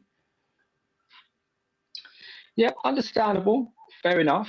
I get what you're saying, but just like I said, just keep the same energy. That's all I'm saying. If Isak gives me 2 years of what Nunes gave, then believe you me, my energy is going to be worse for Isak because I had higher expectations. Isak's had 1 year and he hadn't even hit Nunes' goal tally in his first season, bro. So I don't know. Okay. Bruno, okay, fair enough. Big up, Bruno. Let me get MADDI in. Oh, go on. Actually, go on. Finish what you want to say. And this is the last bit because I've got to go because obviously I've got to come on here. If Slot is not out of this club before April 22nd or the 2nd of February, we're going to have a problem. There's the 2 dates. Yeah? Alonso, if they're available, there's no excuse. Richard Hughes, get rid of him. Yeah? Sack him off. The football is diabolical. There's the case in point. There's the mic drop. Sack him off, or you're going to be the one that's going to be sacked. Thank you very much. I'll see you guys later.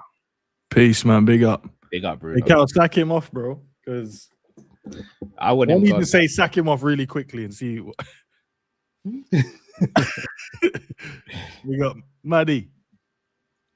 Yo. Good morning. What's up? Bro. How are you, man? Not much. Despicable Cal. When is part 5 coming out? I said this. I was on Kopish yesterday, and I said I match people's energy. Did I say anything crazy towards Bruno? Lex wants to come in here and act stupid, and I'm going to act stupid towards Lex. I got no beef with the despicable Cal. You know he's notorious. So we got 2 questions, right? Let's just say if Stevie couldn't handle it, so he threw his toys out the prep. If Stevie does come in as manager and he fails, right? Is little Stevie going to feel the effects of your disappointment? No, he won't. Not smoke Cal will take. And then the other quick question I have. How we finished the season last year, where we were drawing games and stuff, right? Was that not a prelude to how we are playing now? Yeah. That's Cal's gaffer, though, isn't it? Didn't see it then. No, I called him out last season with saying the performances ain't great and we're going on holiday while we've just wrapped up the league. It's not good. Oh, is that Matt and Drifty then, Cal? Yeah, I doubt that was Matt and Drift. we all look the same on Kopish, innit, Endz? And what's your thoughts on that Ecuadorian defender? Do you all think that would be a good investment for us? Is that Joel Ordonez you're talking about? Yeah. I haven't seen enough of him to say anything. I genuinely haven't. I don't even think I've watched a full game he's ever played, so I can't sit here and say yes or no. All right, well, that's it. I'm gonna leave room for the rest of the guys. You know, you all have a safe and a blessed day, And I'm still FSG out. Peace out. That's your guys, Cal, man. This is what I'm trying to say. Maddie ended on violence, man. Let's get JV in the building as well. Big up. Jamie. So much disappointment. I literally only just woke up and I thought, let's put the YouTube on. I'm watching Endz and I'm watching this. Can't even say my name now, Jay. Is that bad? Oh man, no. I think a lot of people are going a bit over the top, to be fair. You know, not Cal or anyone, but look, as Cal knows, I've never ever rated Isaac like that in a way. Yeah, as Cal will know, so I'm not doing anything reactionary. I didn't want Isaac in the summer. I wanted Alvarez, and also I bigged up Ekitike, like as Cal will know, in the summer as well. You know, I said he was going to be a tremendous footballer. I don't know what it is. I think Isaac's a great player. Ekitike is just my kind of footballer. That's just, for me personally, I just really like the way Ekitike carries himself and plays football. Isaac, what's not fair about Isaac right now? He's just not been given the chance at Liverpool because he didn't have a summer. He didn't play football for 4 months, joined Liverpool. And then, you know, Arne Slot said, you know what, we don't want to pass to him. So, you know, there's not a lot you can do when we're not passing to the guy. I will say, when you're not getting involved in games because you're not receiving the ball, and I've had the same criticism against Gyökeres as well, because I think Gyökeres and Isaac this season there's a lot of similarities in their game. You know, they're both goal-scoring strikers, but Gyökeres, I can't insult Gyökeres and not insult Isaac at the same time. If you're not getting goals and people are not passing to you, you've got to get involved in the game a lot more and do something to help you. You help yourself. You know, he's got to drop in, pick up the ball, try and do stuff. And that's why I do like Ekitike. Ekitike isn't a better goal scorer than Isaac. But if it's going quiet and Ekitike is not scoring in the game, he's contributing in the game still. And that's what I really like about a player like Ekitike from a footballing standpoint. You know, Ekitike can have a very good game. Ekitike can get an 8 or 9 out of 10 as a striker and not score a goal. If that makes sense, because he's that kind of footballer. And that's what I really rate about the guy. That's what I really like about him. And I like the way he links up with all the other players as well. And yeah, Ekitike for me is my number one striker. But if someone comes and tells me Isaac's still the guy, I'm not going to sit here and have an argument about it, because Isaac's proved himself in the Premier League as well. No, fair. I think that's a fair argument you can have about it. You know, I think everyone's got different styles of the way they like footballers playing. But yeah, Ekitike at the moment's my guy, but Isaac next season could have a great pre-season and score 30 goals and be everyone's guy again. But Ekitike still balling out at the same time. That's what we want, ain't it? That's basically what we want. That's true. No, but Cal, I think we're blessed having two great strikers, to be honest. I think that's the argument we should all be having. We're blessed that we've got two great strikers. No, I'm with you, Jay. And look, but I know Cal said some stuff this morning, bro. I don't. Maybe he says, yeah, but Cal says stuff. You know what I mean? Nah, yeah, but nah. Like, but he's fighting his corner, and I hear it, man. You got to fight your corner.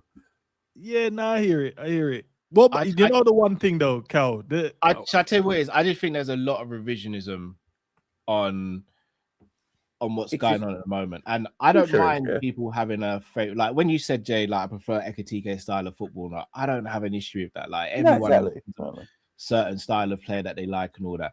But to sit here and act like Ekitike, I don't even have a problem with someone saying Ekitike is a better footballer.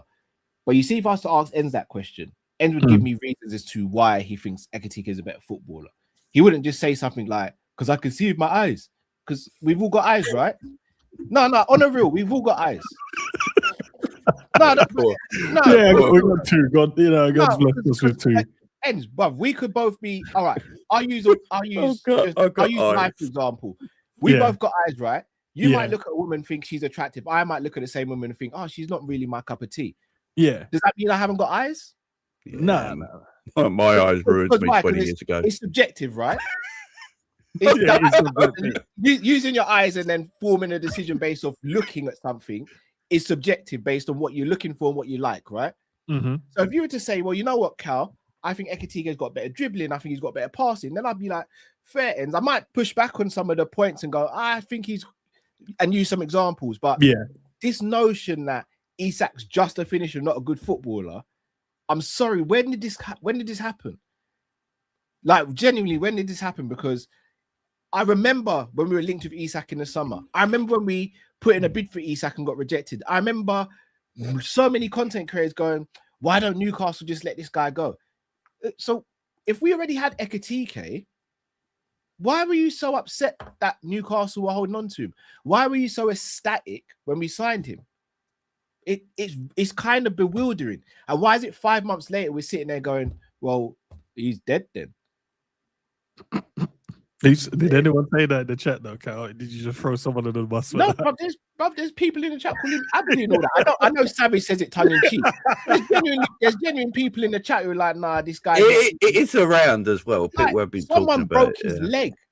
I mean, I don't think you're injury prone if someone dives in and a 14-stone man going full speed dives at your leg and breaks it. I don't think that's injury prone, personally. Like, I don't know. So Jay, you started about who would you build the team around? So the two we offered up was, well, I said Ekitike and Wirtz. The chat or 60% agrees with what I'm saying. 40% agrees with it should be Wirtz and Isak. Oh, so who would you build the team around? So Isak and Wirtz and Isak or Wirtz and Ekitike? That's a naughty question. Endz all over, innit? It's Endz all over, innit? right now, because I can only go with the evidence I'm watching right now, to be fair, and that would be Ekitike and Wirtz, because unfortunately for Isak, injuries this season, it's just not gone right for him this year, where it has gone right for Ekitike at the moment. So at this moment in time, I would say for the rest of this season anyway, build it around Wirtz and Ekitike. Then in the pre-season, see where you are and see where everyone's at then. But for right now, from now till the end of the season, yeah, you got to build it around them two, man. Because, you know, we've seen it in the last few weeks when them two are playing together and they're close as well, not far apart. You know, their link up is a different level to anyone else on our team right now. And they make things happen, man. So, yeah, that's how it began. And big up Bruno, who was on just now. Bruno cracks me out. I love Bruno to bits, man. But he's saying about Richard Hughes. The one thing I will say about Richard Hughes, our best players in the last 3 weeks, in the last 3 or 4 weeks, have all been Richard Hughes signings. So, you know, like Kirkes is starting to play better now the last few weeks. Ekitike, Wirtz, Frimpong, you know, and then the other two behind that are Curtis Jones and obviously Dimbai and who's homegrown and Szoboszlai. So, yeah, they've been our best players the last few weeks, so let's be careful. Now you got here, Jay. Yeah, you know who's another Richard Hughes signing we could have had? Semenyo, not a baller. Yeah, but, yeah. Cal said no blocks. You know. Yeah, Cal said he can't get past low blocks. No, I did. No, one-on-one pace. No one-on-one pace. I said I don't know. I haven't seen the evidence. Wow. No evidence. Started like a house on fire. 2 goals and an assist so far in 2 games.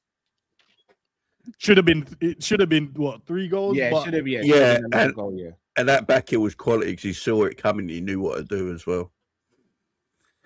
Yeah, quality footballer. No, that's the guy Cal didn't want, chat. That's the guy. That's the guy Cal didn't want. Not only has he said Ronaldinho's trash, he said Frimpong's a kicking run merchant. Trash is crazy. Cal's never going to leave that. Run merchant. That one's got and all that. Like that one is going to follow Cal to the end of his days. That were on the it will be. It will do. Semenyo though, man. Like, chat. On a real, I know some of you guys didn't really want him, but this is, you know, I'm seeing him and Doku hugging each other and smiling, celebrating the exact same, and I don't like it, man. I don't like it. And what he played right wing, didn't he, as well? Bro, he played right. Yeah. Both feet. I don't know what his strong foot is. You know what I'm saying? Yeah. No, guys, that is a good player, man. We got to play. You know, we got to play against this. By the way, you know that, innit? Yeah. Apparently, according to the rumours, Richard Hughes wanted Semenyo badly, but it's Slot who didn't want him. Did anything to do with FSG in there as well? Because wow. We got the ref on the screen. He might be able to give us.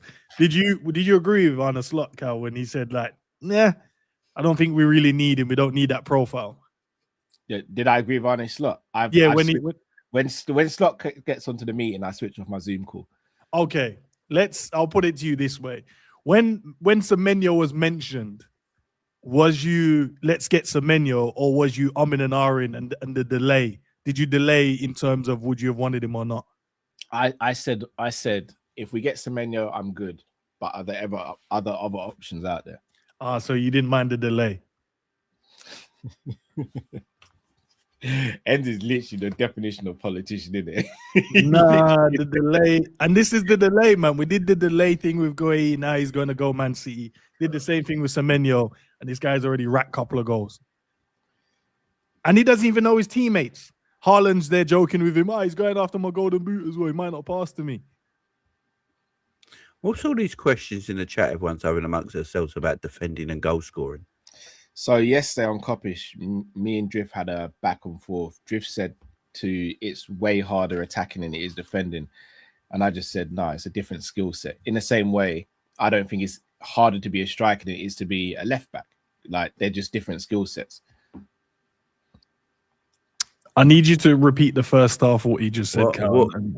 Drift said attacking is way harder than defending. Yeah. Country mile. Attacking is way harder than defending. Any small time manager can make a team defend well. Are you talking but are you talking about defending as a team or defending as an individual? Individual. So attacking, so as an individual, you think attacking is a lot more harder than defending? Yeah. I think defending is harder. I think goal scoring and attacking is the hardest thing to do in football, because I watch football for so long now, and I've seen small-time coaches be able to tell a team to sit back and defend for 90 minutes with players of nowhere near the quality, but they can't attack. They can't score goals at a higher level.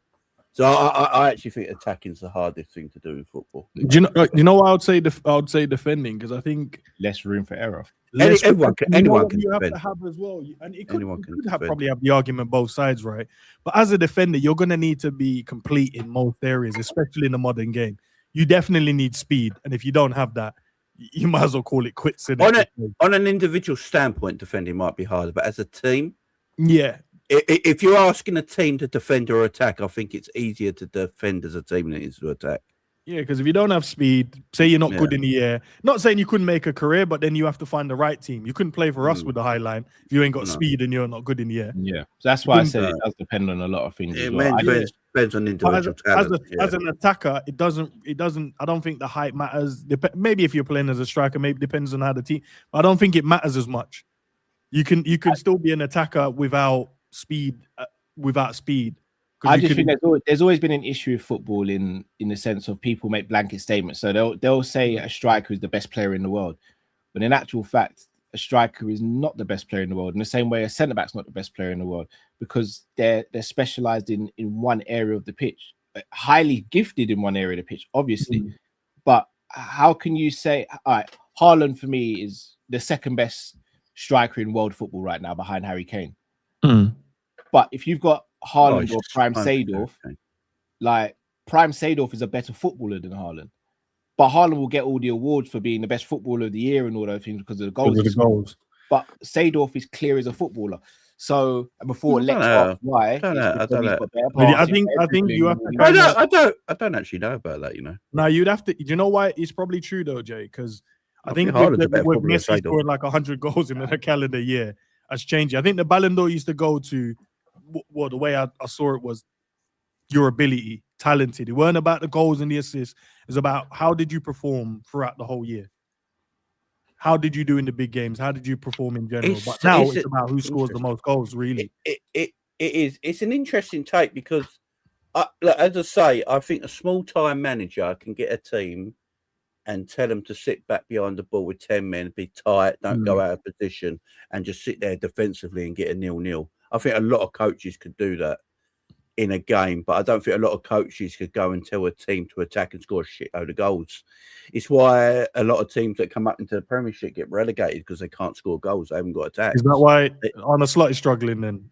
Should we give him a little time then? Because it's exactly. I think it's all down on, individual things like no one, is there a striker that can attack like Van Dijk could defend in his peak, if you know what I mean? So individual wise, there's different stories there. But if you've got a small-time manager, like, when you see like big teams in Europe back in the day go to small teams and their manager would make them sit 10 at the back, don't move, don't come out your team, don't come out your shape, and they get like a 0-0 or a 1-1.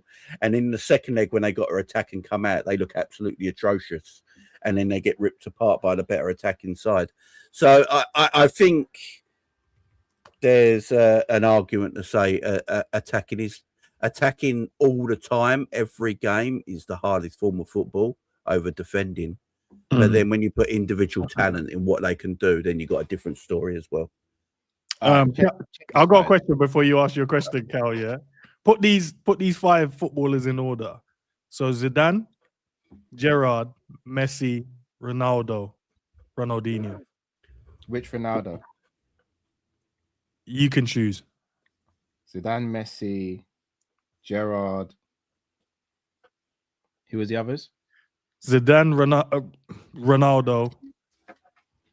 Zidane, Ronaldo, Gerrard. Who was the other one I picked up for? Messi. Yeah. And Ronaldinho.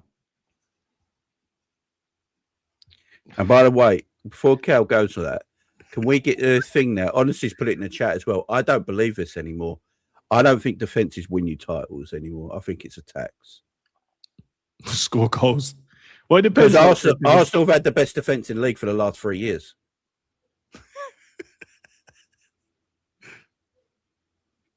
I think it's attacks. I mean, this season, Man City have outscored Arsenal.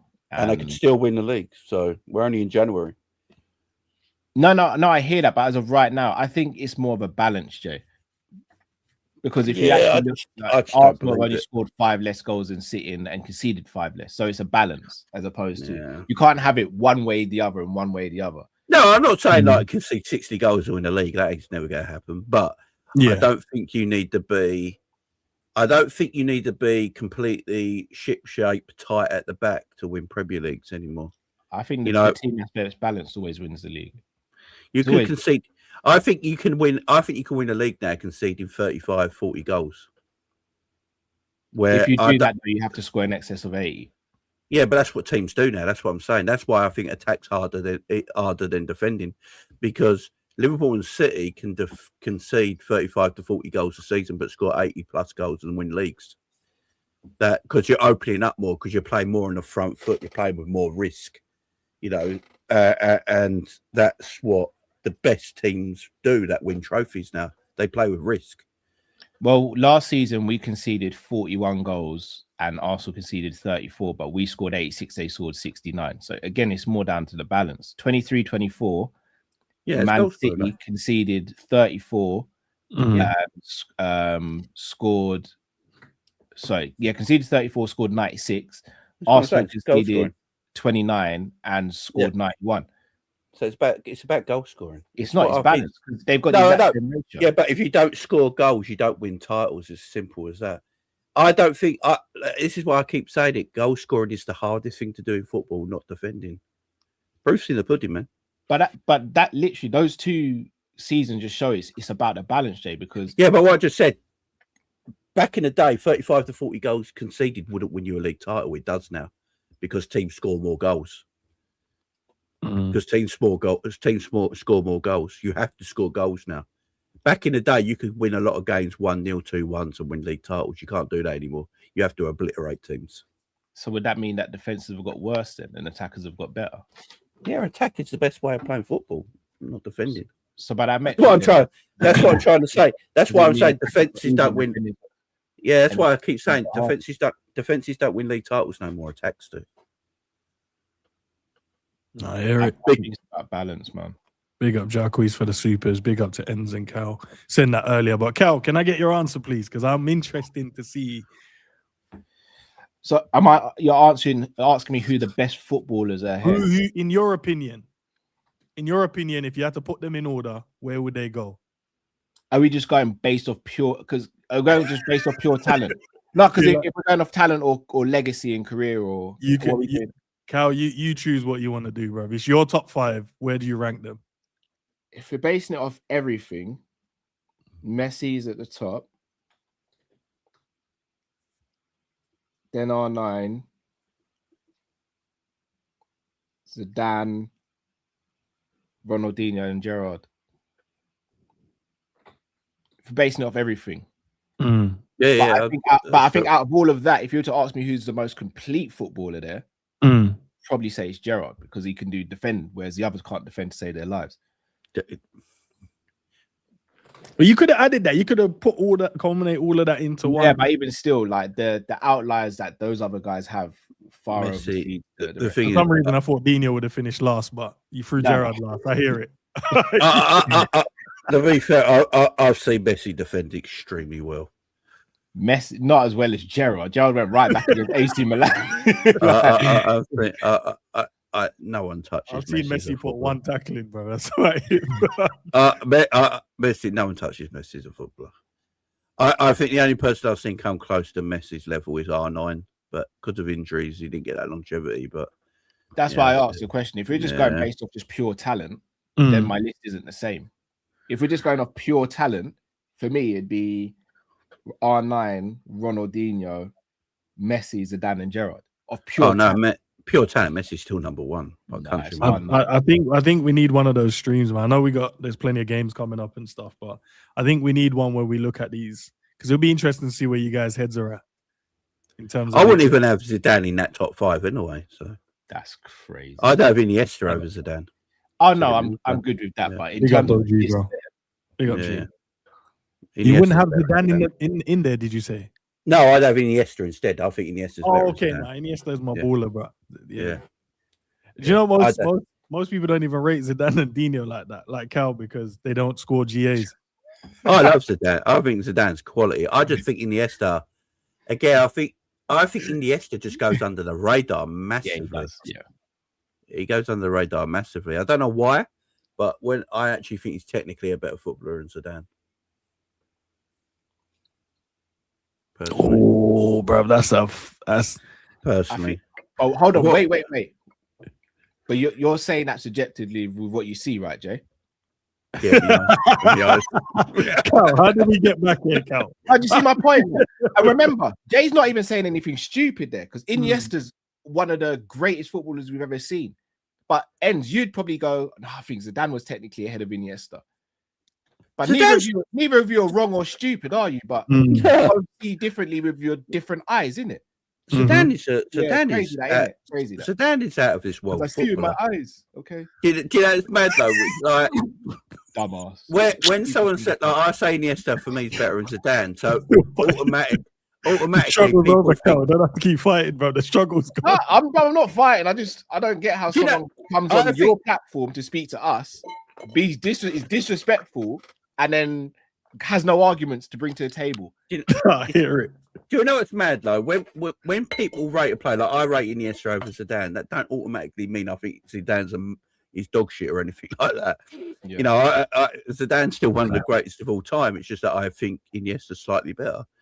You know, again, when you're saying about Isaac and Ekitike, doesn't mean you think Ekitike's dog shit. You just think he's that slightly better. You know what I mean? But he's still quality. It just people hear things differently. Football, when you speak on football, it's black and white. Apparently, people hear things differently, man. People hear things differently. If there's one thing I've learned today is if you trigger the chat, they'll turn on you, bro. Cal decided to trigger them today. They triggered him. They turn it. So I'm saying, Jay, if you don't trigger them. Because I've already seen the Zidane things are coming up. You're right at the moment. You're not on thin ice. You might keep talking and say something. Let it go, man. Let it happen. Let it happen. Let it happen. But yeah, guys, man, listen, I've enjoyed the conversation today. I appreciate you guys for taking the time out, jumping in and having the discussion, man. I don't think there's anything else. Any other news come out about Liverpool, transfer wise, or Liverpool ain't buying no one this January. I know that. Yeah, it's obvious. Apart from Dyer, apart from that, you know, the centre back we bought, he might actually play first team football this season. So just keep an eye on that. We might have a choice. Yeah. Saying that Gravenberch might start ahead of him at centre back. Who knows? Gravenberch shouldn't even play midfield at the moment. Whoa. And he's resting, man. The man plays. Yeah, I need to know your opinion on that. Do you agree with Jay or not? No, have a sip. Well, we'll wait. Hang on. So, Honesty said something about Ramsey. Have we seen the stuff about Ramsey? Oh yeah, they dropped an article on the Liverpool website saying that he's some. Oh, is it PR? They're bigging him up. Yeah, of course. So that means he'd be gone at the end of the month. Yeah. Yeah. Makes you laugh when we've got a right back on the bench and a midfielder plays right back. What do you do as that right back? Yeah, Cal, to the Jamie's question. Do you agree or disagree? Well, at the moment, based on form and everything, if everyone's fit and available, then it would be Jones and Szoboszlai starting my pivot and then Wirtz in the 10. No, I'm with you. I agree. But that doesn't mean I think Gravenberch is crap. I have to say these things now. That doesn't mean Gravenberch is crap. I rate Gravenberch highly, and if Jones or Szoboszlai isn't available, Grav would be the first player. Curtis Jones deserves to play, so there's nothing wrong with that. And Szoboszlai, I think, is our best controller in midfield. So. He's our best midfielder this season, and Wirtz is our best 10. So by Gravenberch and the thing is, Gravenberch actually does need resting. He plays all the time. You know, there's nothing wrong with this. I agree. I agree with you, man. I agree with you. He's asking you guys forgetting the Arsenal game. What happened in that? I guess he was outstanding. No, it was. Yeah, Grav Wirtz was outstanding. Hold on, wait, Jay, I got this. Do you think McAllister should be an automatic start at Endz? Oh, what we do? Yeah. McAllister. Yeah. No, I think he was talking about it in the chat, to be fair to him. So. McAllister should be started. Because McAllister was very good in the Arsenal game as well. But McAllister, for me, shouldn't be nowhere near the start. No, I honestly just think Gravenberch needs to come out of the team for a couple of weeks. He plays all the time, man. That's all. Do you know what? Guys, are you pressed for time at all? Let me know. If not, no, you're good. No, I'm good. All right, we'll do this then, because I know this is a little bit of fun. I know the chat will probably enjoy it. Where is it? Let's go to this one. I'll bring you guys in 1 second. Let's get you guys in. Where is it? Yeah. Bear with me. Let me share this and I'll get the guys back in, because I want to know where you guys' head are at with this. Let's put Liverpool's best 11 out there, because it'll be interesting to see who you think is good and who's not good. There you go. Everyone in? Everyone can see it? Yeah, clear as day? Yeah. All right, chat, you can get involved as well, man. What's Liverpool's best 11 then?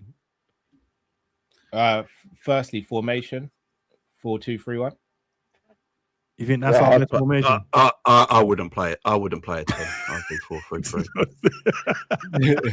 4-3-3. We need you to establish the formation in Endz.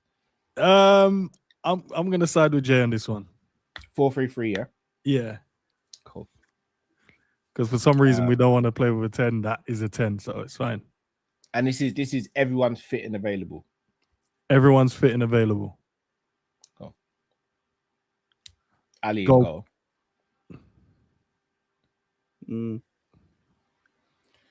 Centre backs. Yeah, I'm not going to start World War III. Leone and Gomez, isn't it? No. I was going to start World War III with Ali, but we'll keep Ali in goal. No. Say how you feel, Jay. No. This is a space where we say stuff, and if people disagree, and then you get ripped for it, Jay. I think Marmon has been better than Ali. I think Marmon's been better than Ali this season. But I understand why Ali's there, so I'm not going to argue against it. You know, it's early. Cal, would you agree or disagree? Ali's our best goalie. Okay. Because we got no one else, Konate and Virgil. Who would you drop out if you had someone else?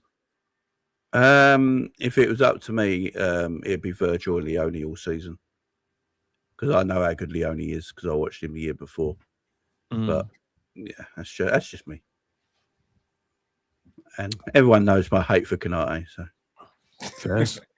It's not hate, by the way. It's just I don't rate him as high as everyone else does.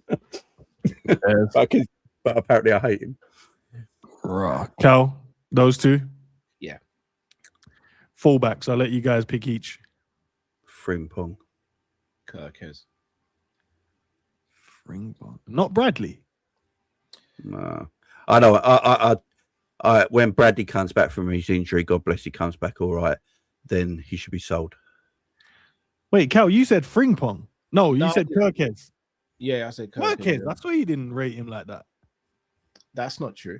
I just that's what I said. I swear, I don't know if it's true or not. Maybe I heard. No, Cal likes Kirkes. He wants him to be the Bournemouth Kirkes, though. I just inverting Kirkes. By the way, I'll also be honest with you. I said from early he's got a Moreno trait in him in terms of how he goes to ground and stuff like that, and how he can be erratic. I still stand by that, but I still think he's better than Robbo. He's just not in a system that's utilizing him to his best potential. I'm 50-50 on Bradley and Frimpong, to be honest. I'm 50-50. I personally, with Bradley, I just don't think he's got a career at Liverpool. So I think Bradley's the better defender. I think Frimpong is clearly the better attacker. Yeah, that's what I want. I'm 50-50 on them two. First, we got Jay. We got with 2 8s, right, and 1 DM. Yeah. All right. So I'll just say my midfield three, and then you guys can. This is going to be debate it. So my midfield three will be Gravenberch, Szoboszlai, and Wirtz, because I'm giving Wirtz the license to become deep and play out. So get the further forward, because I do believe Wirtz can play the 8.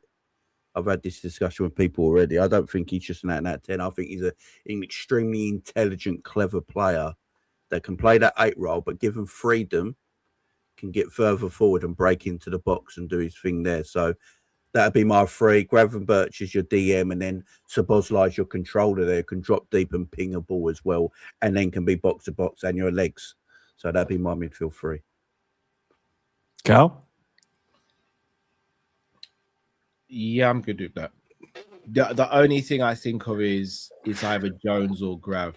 Yeah, Curtis Jones and Grav can interchange in games. Them two. Who's starting though? Because you might try to diss my guy Grav. Yeah, Grav Sobbo and Wirtz. If I'm having to start 3. But Grav's on tender hooks with Curtis Jones. It's like very close. That's what I'd say. If I'm going to be transparent with you guys, if we were to get an actual DM, then Grav comes out the team. Yeah, I agree. Yeah, because the other two are better footballers, like with the ball. Wow, that's. I don't like it, Jay, but it's fine. You're entitled to say what you like. So these are the 3, yeah? Yeah. All right. one winger each. Salah. Sorry, Jay. To be fair, I was going to pick Cody and I. So because I like Rio, but yeah, Cody. Do you know what it is? Cody. I understand why Cody plays after watching Rio play the other day. I understand why Cody plays. I get it. I don't like it, but I get it. I need you to elaborate on that, Jay, because that slightly triggered me a little bit. But, yeah, I know it's triggered you, but this is. I did say there, I did quote there, I didn't like it, but I understood it. Under this manager, let me clarify this. Under Arne Slot, I understand why Cody Gakpo plays and Rio doesn't. Okay, because Cody Gakpo looks like he is a yes man and will listen to whatever Slot wants him to do. So Cody against Arsenal played third centre back, pretty much, in that defensive third, and gave us cover there. You can't be asking Rio to do that. And I think watching it recently, that's why Cody plays. And again, I don't like it. I like my wingers to be attackers. I don't know if Slot does, but I like my wingers to be attackers. I don't care if they can defend or not. I don't really give a shit if they can defend. I want them to score goals and make goals. That's what I want. But Slot likes them to defend as well, and that's why Rio can't play. So, yeah, that's why Gakpo's in the team. Can I say something toxic and then we can move no, straight? Say what you want to say, bro. In this lineup, I'd be willing to give Chiesa 3 games on the left-hand side to see how he gets on. He'd be blowing out of his ass after 60 minutes. I just want to see him get 3 games in a row, Joe, to see how he gets on. I think I'd only be fair. Grav's had loads of games. Sorry, Gakpo's had loads of games. I'd like to see Chiesa get 3 games. Are we doing this? Are we doing this lineup based on Arne Slot or just based on what we should think? Based on what you should think. Based on right. Let's take Cody out then. Yeah. Take Cody out. I'm going to put Rio. I'm going to put Rio there. I'm putting Rio there. I'm taking Cody out and putting Rio there. I'm not doing this on what an Arne Slot would do right now. I'm doing this on what Jamie Phillips would do.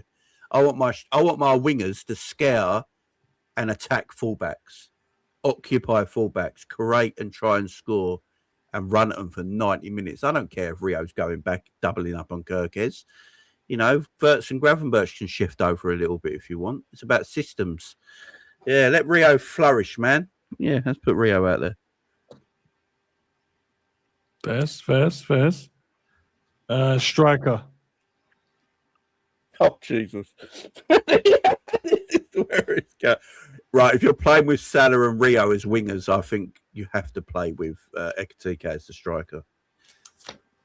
Now, I hear what you're saying, Jay, but I want you to pick the striker you would want to pick. Ekitike. I don't need a caveat. I don't need context. I just go, that's my guy. That's my number 9. Oh, Ekitike then. Yeah, Ekitike. He's always has been my number 9.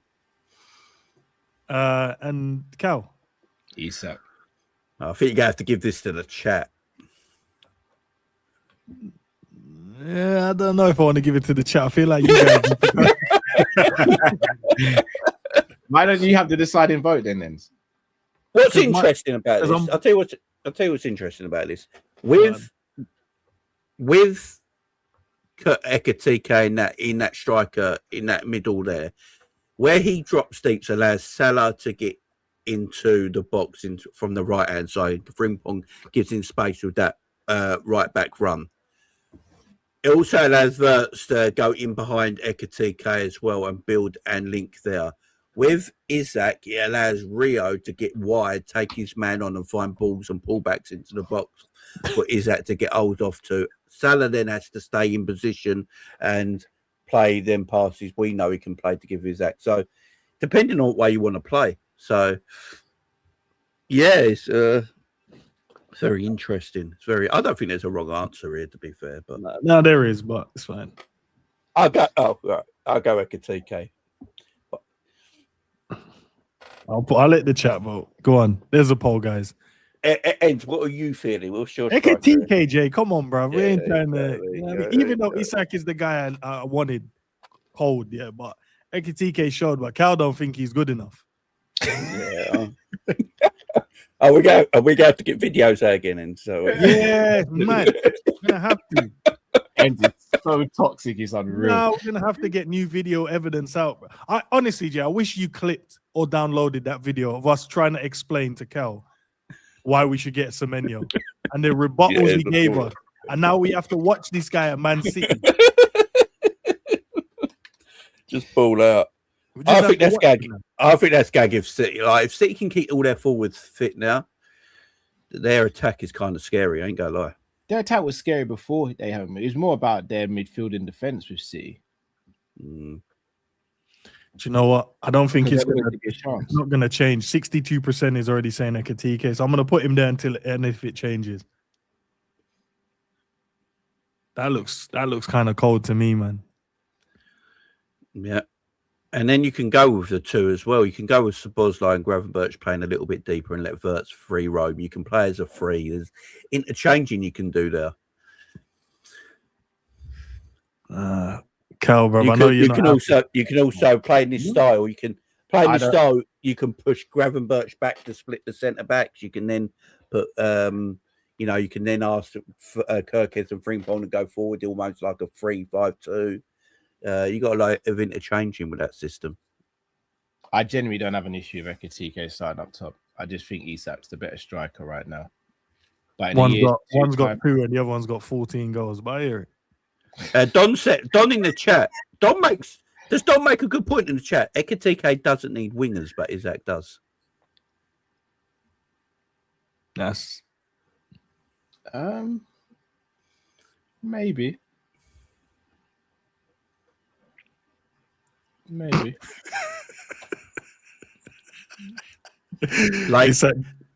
Leighton says that's not a great team. Guys, if you don't think it's a great team, give us who you would take in and out of the side. If I'm upgrading players in that starting 11, it would be upgrading Rio and Grav, and I'd have started Isak, but again, yeah, it's Rio and Grav are the two I'd look at straight away in that starting 11. I think you could definitely upgrade on them. But who would you take out from? Who would you take out from the players we have, low? That's the thing, isn't it? Oh, for no one, yeah, because it's our strongest 11 right now. That's what we're going. The only person I'd swap. Well, I'd swap Kaiser for Rio and Ekitike for Isak. That's interesting. That's interesting. All right. I just want to see Kaiser get 3 games on the left wing just to see how it goes. Cal, he's not interested no more, bro. I promise you, he doesn't care now. Yeah, no, I hear it. There was I used to see him come on with energy and enthusiasm. Now he's just like, whatever. Yeah, he looks like he's been broken mentally, innit? He's like, yeah, whatever, innit? I have to play, I guess. Yeah. 5 minutes, no worries, Gaff. I'll run for 5 minutes for you. That's where his head's at the moment. And that's not a bad team. It's not a bad team. Squad. I just want Slot to give Rio license for a couple of games. Go, you know what? Go and play. Don't worry about anything. If you make a mistake, don't worry about it. Just keep trying it. Keep trying it. And don't worry about anything. Just go and play your natural game and see what you can do for 2 games. Because right now, the manager don't seem to have a problem with Cody Gakpo getting the ball, cutting in and shooting from 25 yards and never hitting the target. And he never gets dropped for it. Yeah, and just gets blocked. So would everyone in the chat or anyone else watching Liverpool right now rather Cody do that every single game? Or would you rather go, Rio, here's a little bit of license for you. Go and occupy 2 players. Go and dribble at fullbacks. Go and tie their legs out. Go and try and create and have a bit of freedom. I'm picking Rio all day long right now. Here's the problem we've got though with Rio, and we just saw it in a Barnsley game. Because he's been sat out in the cold for so long, he's not built up that endurance in his muscles or anything yet. So the best time to start Rio would have been when he was actually playing games at the beginning of the season and coming off the bench and impacting games. That's when you start playing him in the 90 minutes and all that. Because didn't he play the full night? Did he play the full 90 against Crystal Palace at home in the cup? I can't remember if he did or not. But either way, he played more minutes than he has in that game than any other game, if I'm not mistaken. Sound like Arne Slot at this point, bro. He's played more.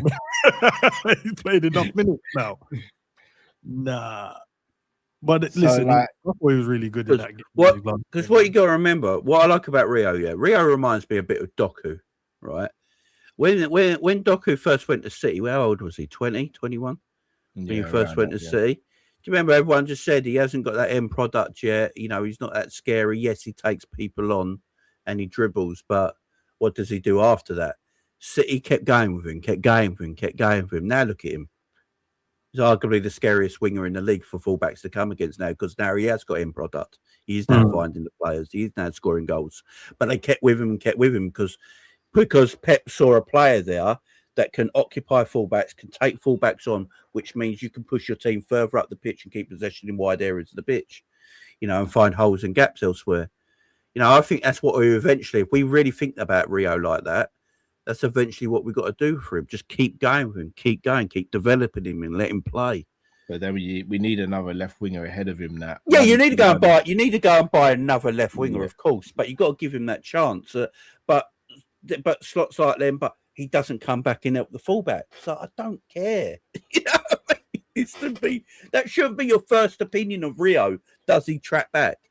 You know, it's ridiculous. Yeah, does he defend as well as Cody? But I don't know, man. Guys, do you have any streams today that you guys got coming up? Yeah, I'm with Drift later for the watch-alongs. Why is he what watch-alongs? I know he said he's doing the AFCON semi-finals. AFCON and then the Arsenal and Chelsea game. Arsenal, Chelsea, first leg. What about you, Cal? Any MMA stuff or? Yeah, just one later. I'm with Cal later tonight. Yeah. Fairs. Chat, I hope you guys enjoyed the conversation, though, man. Let us know in the comment section what you guys think. I know you guys got into Cal today. It's not his fault. Sometimes he comes on and his head's lost. I hear it. I'll be real with you. Apart from that one person, everyone else was cool, man. Honestly, you really lost it with him, didn't you? You really lost it. Yeah, literally everyone else was cool. We agreed, we disagreed on some things. I'm good. Just don't come on there and be cheeky, innit? That's the thing. We all like. I don't know what it is with football fans today. It's not football fans. It's people who can't articulate themselves and then turn to I'm just going to be insulting or rude now. But because I like a player you don't like, don't mean. But only because someone likes a player you don't like, don't mean both players are shit or both players ain't good. They're both. You just Jay, I don't have an issue with someone else. Different opinions on players, ain't it? It's like you said earlier. Not everyone likes the same woman, right? Someone like look at Sydney Sweeney and go, "Oh, right, nah, she's not actually that great." And there's me got 5 posters of her. Yeah, it's just it's everyone thinks differently. Everyone thinks differently. Big up on his team, IG. Yeah, guys, if you haven't subscribed to the channel yet, please kindly do so if you're here to do that. Obviously, like the video, do all that great stuff. Back when? Friday, I think, for the preview for who we playing? Burnley. Big mighty Burnley. Game. Gotta be like the Barnsley game, that. As I said to you guys, man, you guys are not desperate enough. You don't want the manager gone as much as you keep telling me you do. If you do, you'd be praying for the downfall of this game. You'd want us to lose this one if you want Arne Slot gone. But if you want to keep him, you'd want us to win. This is crazy. No, I'm just that crazy. Jay, am I wrong here, bro? I hear what you're saying. I hear what you're saying. How desperate are we, bro? That you know, it's either you want him gone or you don't want him gone. I think he leaves at the end. I think he leaves at the end of the season, no matter what. Anyway, I don't think I'll be shocked if Alonso takes a job before the summer. I think he's going to take some time off, get his head together and stuff. But yeah, I think he might leave at the end of the summer, no matter what. Nah, I hear it, man. Honestly, don't worry, man. I've got some stuff coming up for the podcast channel. That's in the description. So if you guys want some more content, that's not football, go in the description and go and have a look at the podcast channel where we talk about everything bar Liverpool, because sometimes we need a break from these guys. Sometimes we do. But I don't know, man. Let's see if we can win this game. I think the gaffer will win again. And then you guys can't keep asking for him out. He's going to be 12 unbeaten, guys. If we do win, I need like 7 wins and 5 draws in that time. AJ, tell them they're not listening, bro. I don't know. They're not listening. That's what the gaffer is on. He's on 7 wins. Do you honestly think we can't sign a Saka manager while they're not losing? You can. I just don't think we will. Yeah. I think that's the best time to sack a manager. Cal, if we didn't sack a manager after losing 19 games, bro, I don't know if you sack him. Yeah, I do believe. I got a feeling though. I don't know what it is. I just do have a feeling. If Alonso was available when we went through that run, I do think he would have gone. He's available. If Alonso, yeah, but now we're on a run, so they're not going to sack him. Yeah. We should have sacked him when we was in the bad patch, bro. That's when he was feasible. That's when the fans would have been like, "Yeah," but we didn't.